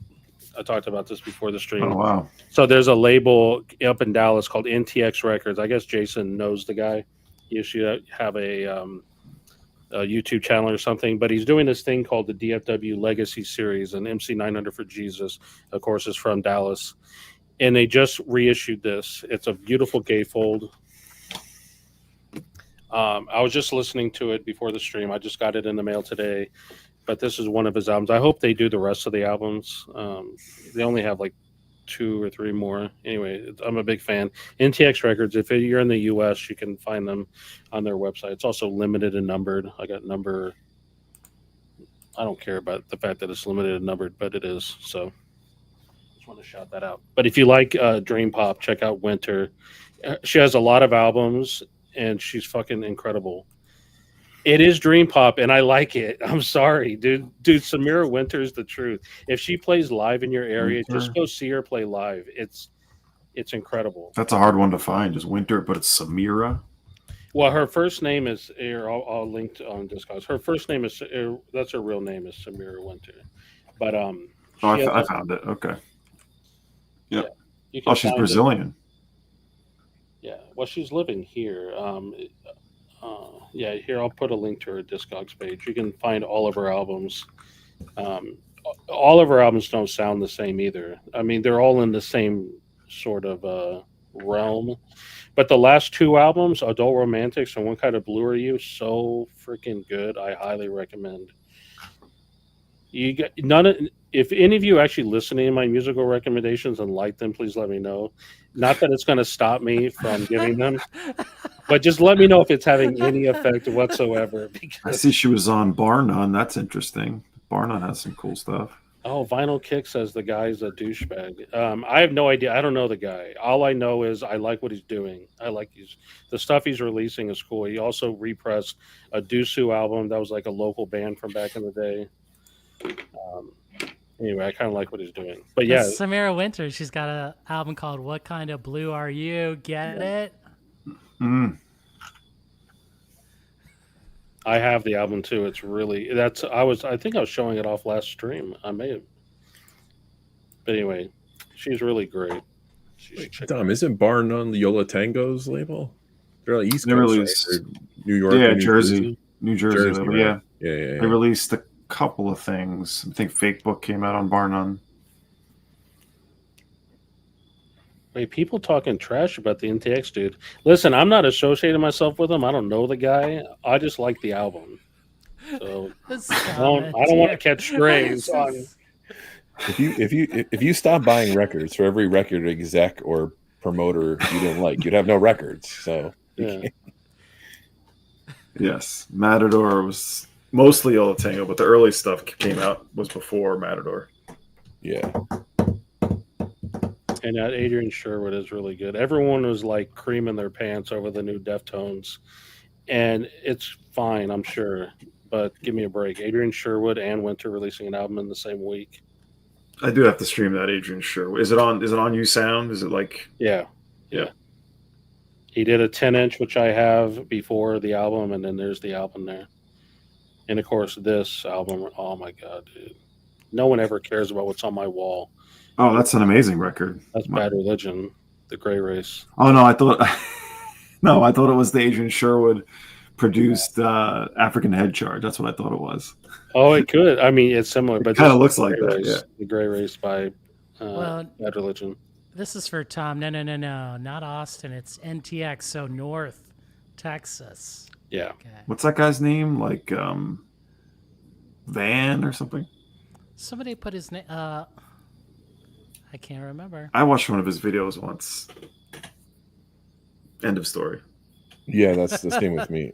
So nobody likes him. Damn, dude. Like, hopefully I'm not catching strays. I don't know if he's a bad guy. I just felt like he was just trying to be like in groove south for grunge music. Oh And I was my like, gosh. this isn't interesting to me. So I was like, Yeah, Good luck, somebody you know. somebody put his name. I had got it confused. It's Tom and Easy now. It's G.I. Sanders, right? GI. Yes. they have a store, right? This guy NTX has a store. Well, he had a Or- store, but I think he took it down. Oh, maybe I'm thinking of the wrong person. I felt like there was a guy. He liked grunge a lot. I know that. No, I think Or at he's least the still one- like the one- grunge. Like that's what he The one showed video I off. saw. So Greg Graffin is a local guy here. He lives here. He's lived here for many years. He teaches at Cornell, and he actually plays in men's hockey, like me, men's pickup league. And he's I'm He's a a bit of huge fan. he's a bit of a goon. No, I don't know. I love that religion. Hey, highlight the comment there from Endora's Revenge, Yeah, because I just want to quickly say that Annie Lennox is a goddess, dude. I so am in love with her music. It's not even funny. I want a vinyl. It's just on vinyl. Her album. Hold on a second. Let me find it real quick because I can't remember the name. Hold on. Go Medusa on us. No, not Medusa. Songs of Mass Destruction. If you haven't heard that album, it is so good. And I don't think it has a vinyl. Oh, no, it does have vinyl pressing. I need to get a copy of that. It wasn't pressed in the U.S., but Songs of Mass Destruction, oh my God, such a beautiful album. But are you really a record store owner if you're not condescending it to some degree? Oh my gosh! Hopefully, I'm not condescending. No, that's true. If you have your own label with your own logo on it, right? I just think he's cool because he's highlighting local Dallas artists and giving them vinyl represses. Like, whatever else cool. he's doing, it's still cool. what's his store like? Or he doesn't have the store anymore? He doesn't have a store anymore. Oh, He okay. went all, I think online, and then I don't know if he's making videos anymore. I'm not sure. Is he just selling like music on vinyl reissues, like 2 times the price? Oh, Oh, vinyl Yeah. kicks. Like, I'm seeing what you just said, where he like acts like he's doing you a favor. I hate that, man. Dude, we are really lucky, Jason. Like, the guys that own End of an Ear are very cool. well, John yeah. from Waterloo is really cool. The Breakaway guys are cool. Like, we have good record stores. I love the guy at Love Wheel. He's always a Oh, nice he's guy. very nice. He's giving me deals. He really Yeah. should not. You know. He He's had some killer stuff in there too, like in Love Wheel. Like people sleep on that store, and I'm keep sleeping. That way, I can still find some gems in there. See, Denton, Texas has this bookstore, and then they have another record store that's close by. Man, Yeah. so, like, and it's a college town. Like, I keep on thinking, like, I should have went here. Like, I would have just went crazy. Cleaned up. If you went to UT, yeah. Yep. I went to go school back up to, in Denton. Can you go back to University of Vinyl's comment? So today I was not paying attention on a call at work, and I opened the Whatnot app, which I probably haven't opened in 6 months. Don't ever do that. I couldn't believe what was going on the vinyl streams there. It's fucking chaos, dude. I don't It is. no wonder why some of these guys clean up there, because they probably look like Jesus Christ reincarnated when they start showing what they have. What? Like people were throwing up records, like the way they were they were handling records, like throwing it on a stand, starting bids. I'm like looking on Discogs. I'm like, they starting to bid at this. I'm like, it's like an $8 record. Like, what's going on? And people. That's what I saw too. I saw some insane things happening there. But the Whatnot people, they were putting a full court press at conventions and just everywhere. I mean, they practically were begging me to go on there, and I was like, I'm not doing it. You know what I mean? It's just too much work. But they were putting the hardcore like press on everybody to sell on there. That's why they're all doing it. I did one stream on there to sell one of my purges, and I'll never do it again. That's why not? Because it was horrible. It was awful. In what way? Well, I had to use my phone, which you're supposed to use a tablet or a phone, I think, because you have to be in portrait. That drove me crazy. I gave stuff away. I mean, I did okay in the end. It was okay, but I found it to be stressful and not fun. But yeah, it's probably fine as a buyer. I just see people overpaying like insane amounts. You have to have a big following, though, I think. Like Ingroove and Dylan are doing, like, I can't understand it. They're doing amazing with what they're selling. But I'm like, why are you paying $50 for 4 under 4? I don't understand. See, right here is the secret. If you read this comment, this is the secret, right?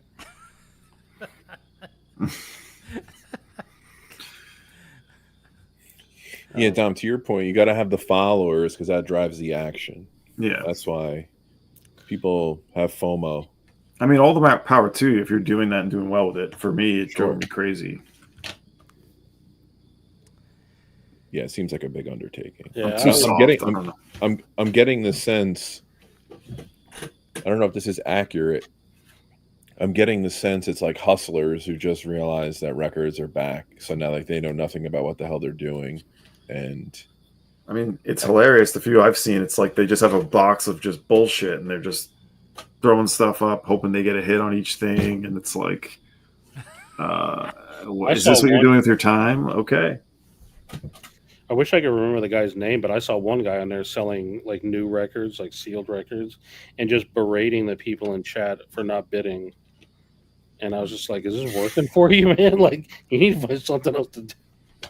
Yeah. Well, if they find this shit and they got nothing else going on, maybe it's, you know. Where Herc, who is this annoying kid screaming? Yeah. Please tell Spill us. your plug. Yeah, I want to see. This I do want to see. Herc's like, I'm not telling you guys.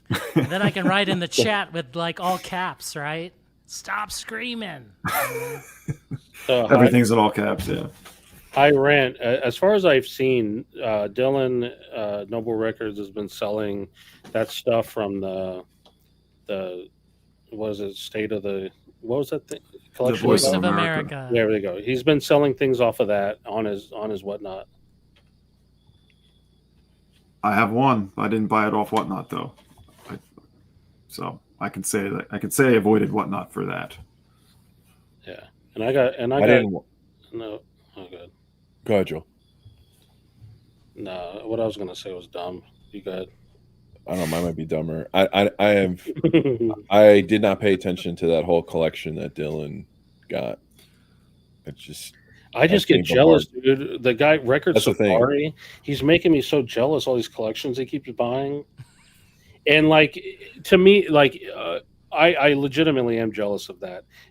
But to me, something that I was thinking about the other day, the stream is starting to run long, so you can tell me to shut up anytime.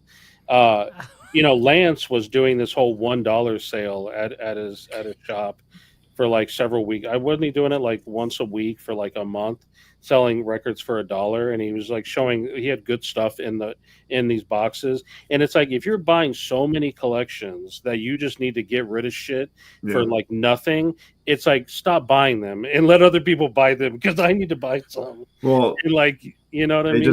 They want to secure that pipeline. You got to have stuff coming in if you want to keep attracting more and better things. You got to be always willing to buy, and then if we're always willing to buy, you need an offloading system. So at some point it's either got to be thrown out or bought for something, even if it's $1. So he's probably giving away decent stuff, $5-10 records for $1. It's just got to go.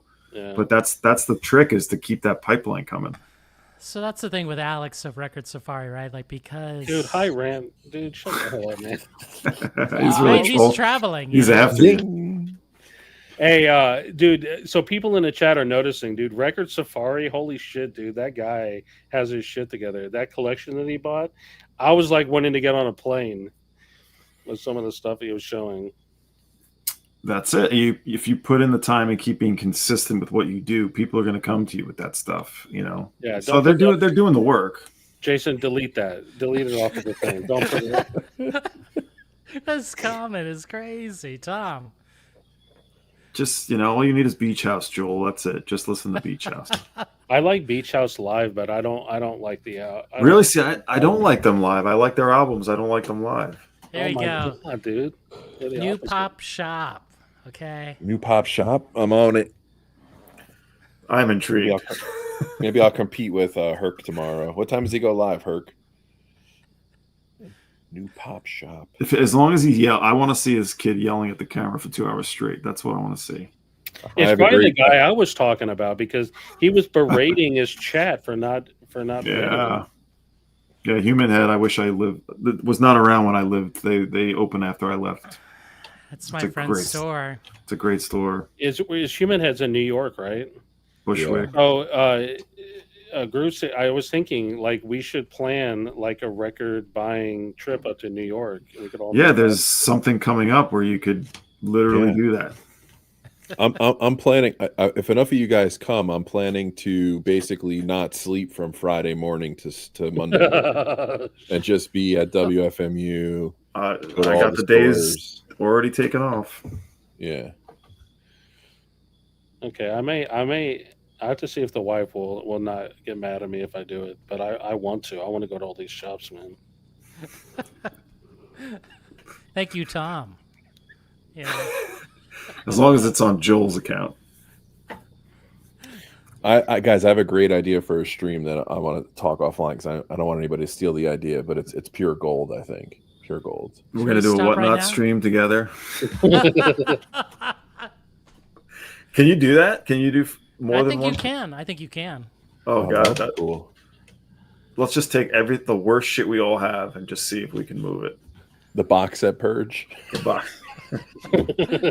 You got to start it at $1 though. Oh, you have to. Have to. Oh, that's all right. Who cares? You're making room at the end of the day. It'll be fine. 8 Eastern. Wow. Okay. Well, what you do on Whatnot is the sellers. I don't know exactly how it works because I'm not a seller, but they put things up early and people can like pre-bid. Yeah. So like even when they start at $1, they don't really start at $1 because of all the pre-bids they have. If you ever do it, the thing that I got screwed up on a bit was the shipping. You have to get that right. You have to, if I can't remember exactly, you have to get the weight right or factor that in the correct way, because it's all automated. Like everything is just done. You bid, you pay. Yeah. I remember getting tripped up a little bit with the shipping. If you figure that out, you'll be all right. Well, that's no different than selling on Discogs, though. You got to get the weight right. But they make it all uniform, if I remember correctly. Like there's, I don't remember. I hate it. I'm never doing it again, so who cares? Oh, what do you guys think about this new shipping allowance on Discogs? Have you wanted to kill yourself every time you go through with it? You have to buy the ship engine, right? I don't know if you guys use the automated no or integrated. You You go separate. I use pirate ship, and I've always have. No, because the problem with the ship engine thing they put in there is you have to like prepay. You have to like put Prepay in like $10. yeah, which is bullshit. Yeah. I don't know anyone who likes it. And when you have things like pirate ship, there's no reason to even mess with it. Okay, I didn't know about pirate ship. Herc, it's because he's got a dedicated crew. So there's a dedicated crew. When I did my tour with Espo at the in-groove, like when you go to the back room in the left, there's like 2 people on the clock Cleaning records, right? Cleaning records, and then you look at the far right, and there were like 2 people like boxing records, like shipping. You know, it was crazy. The guy's making like serious bank. You think so? I wonder what his cost is, though. I was thinking like the last new release. I was looking at the stuff he was buying on his new release video. He's got to spend like $10K or more every week on new releases, which means he has to be selling a lot more than that to make it worth his while. Or it's a tax write-off. I don't know. Did anybody try his trade-in thing yet? I did. I finally watched that after we were talking. I was like, oh my God. I sent an email. First of all, I thought it was going to be completely automated, which it's not. It'd be a lot cooler if it was automated. But no, it's like you just fill out this form, it sends them an email, and I did it. I never heard back. So I guess they didn't want what I had. Well, he said it's got to be like a $50 record or above, right? Well, trust me, the thing that I sent him was an expensive record. It's just not a record that he's probably interested in. Oh. Was it a box set? No. Oh, by the way, oh no, never mind. I did get an update on some shipping prices, shipping material prices, but we're not going to get into that right now. You don't want to get into that at 11:15 or whatever time it is. I could, but My time anyway. 11:30. So how would you want to end this? Do you want to have our box sets a cash grab, or do you want to show a final box set? I don't care. What do you mean you don't care? We could show a final box. But Ross, you got to show a box. All right, I'm gonna show one that's like overrated. I'm gonna sell it. Okay. Okay. we got to go. I'll probably want it. I'll probably want it. No, you're not. You already own it. I'm done. I'm finished. That's not a box set. That's just a box with records in it. That's not a box set. I'm done. I'm out. Okay. So Purge Chad cheese. AP, yeah, if you're watching, I'm out. You know, That's it, huh? This is a train. This is a train you got to get off as soon as possible. This UHQ. Yes. I think it's over. Like It's killing you. You need to leave. Like this needs to, you know. You're There's gonna like a let go of lot it? of hype. You know, he was good at hyping. You know, this one too. This one. He was really good at hyping how great this was. No. You got that? No, don't go here. Like Hoffman, KG, like these are 2 guys. No. Like stick with the originals. You know? You can even buy the originals and put them in this box too. Okay? There's no bonus things in here, you know? It's just the singles, right? No, this is the full length. I own it. Oh, really? Yeah. I thought they just did this.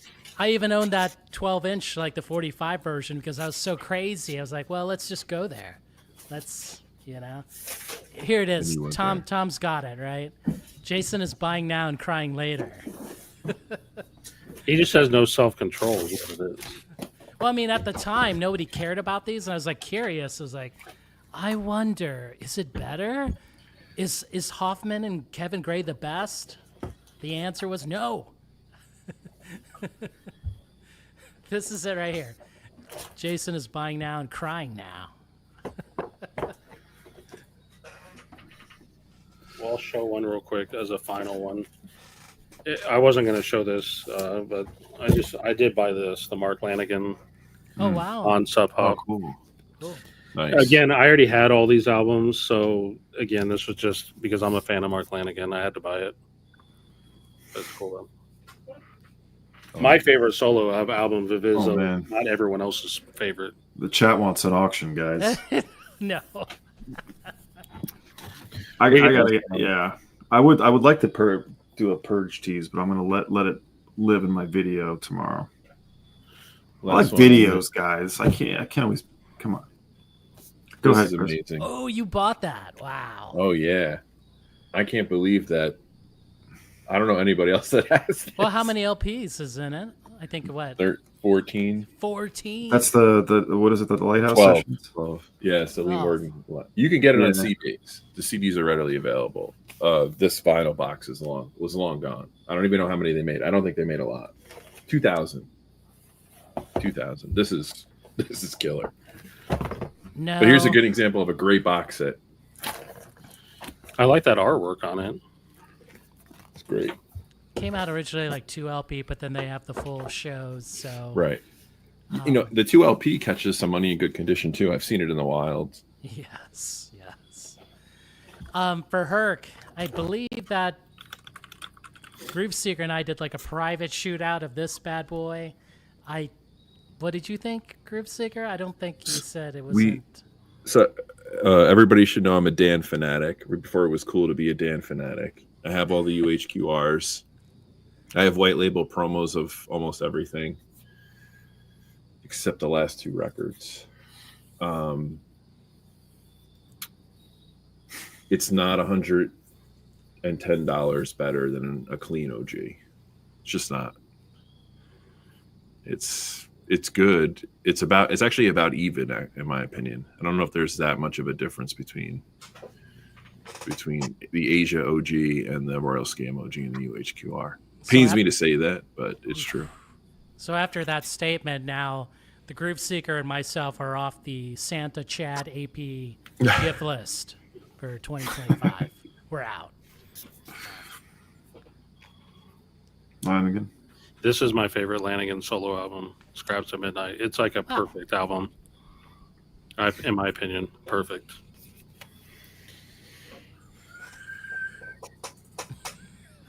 Joe. I guess I can do a shootout. I mean, before tomorrow, where I gather them up and, knock them down. You should. Someone in the chat was talking earlier about wanting the box set of that. Oh, never mind. I think I'm mixing things up. It was that tribute they did up in Seattle at the museum. It was a tribute to Lane, I think. Or no, it was no. It was anyway. My head's all over the place. Go ahead. I got one more to show. Oh wow! Oh, Mogwai. This is hell yeah, one of my favorite records of all time. They reissued this in a box set that greatly improved upon the original, which was released in the UK and Chemical Underground, which is who did this box set. It's a UK only box set. It was released here in the US on Jet Set, which is a label I worked for a time, and it was not known to be mastered well. So they completely redid the mastering and included extra material. And this is one of these records that every time I put it on, I feel like I'm about to go through some like fucked up journey. This one is a real, really takes you on a ride. And this one, Discogs at one time did like this, like 5 box sets that are worth a lot of money or something, and they highlighted this because it went way up in value. I don't know if it still is, if it's come down at all, but this is one that absolutely lives up to the hype. If you like this type of music or you like this band, this is a must, and it's better than the OG, which I don't have. And I said OG, I don't say OG, but I just did. So did you see them live back in the day? Yeah. I've seen them many times. I saw them like after Come On Die Young. Great show. That was a great show. Yeah, that's another great one. I have that box set, but this is the one to me that. And apparently they didn't like this album, or they felt like Come On Die Young was the real statement they really wanted to make. But this to me is a straight up masterpiece. So that's my last pick. All right. That's a good one. Any last comments, guys? Just the chat's awesome tonight. That was tonight. Box sets are a pain in the ass, though. That's my final comment. I know. I literally took all but one off my shelf. I'm screwed. I'm totally screwed. I'm gonna be sore tomorrow morning. There was stuff I didn't even show that I pulled out. Not good. All right. I want to thank the panel. I also want to thank the chat. Thank you, Jason. We had a lot of fun, so we'll see you next time. Oh, yeah, right, Joe. Peace, everybody.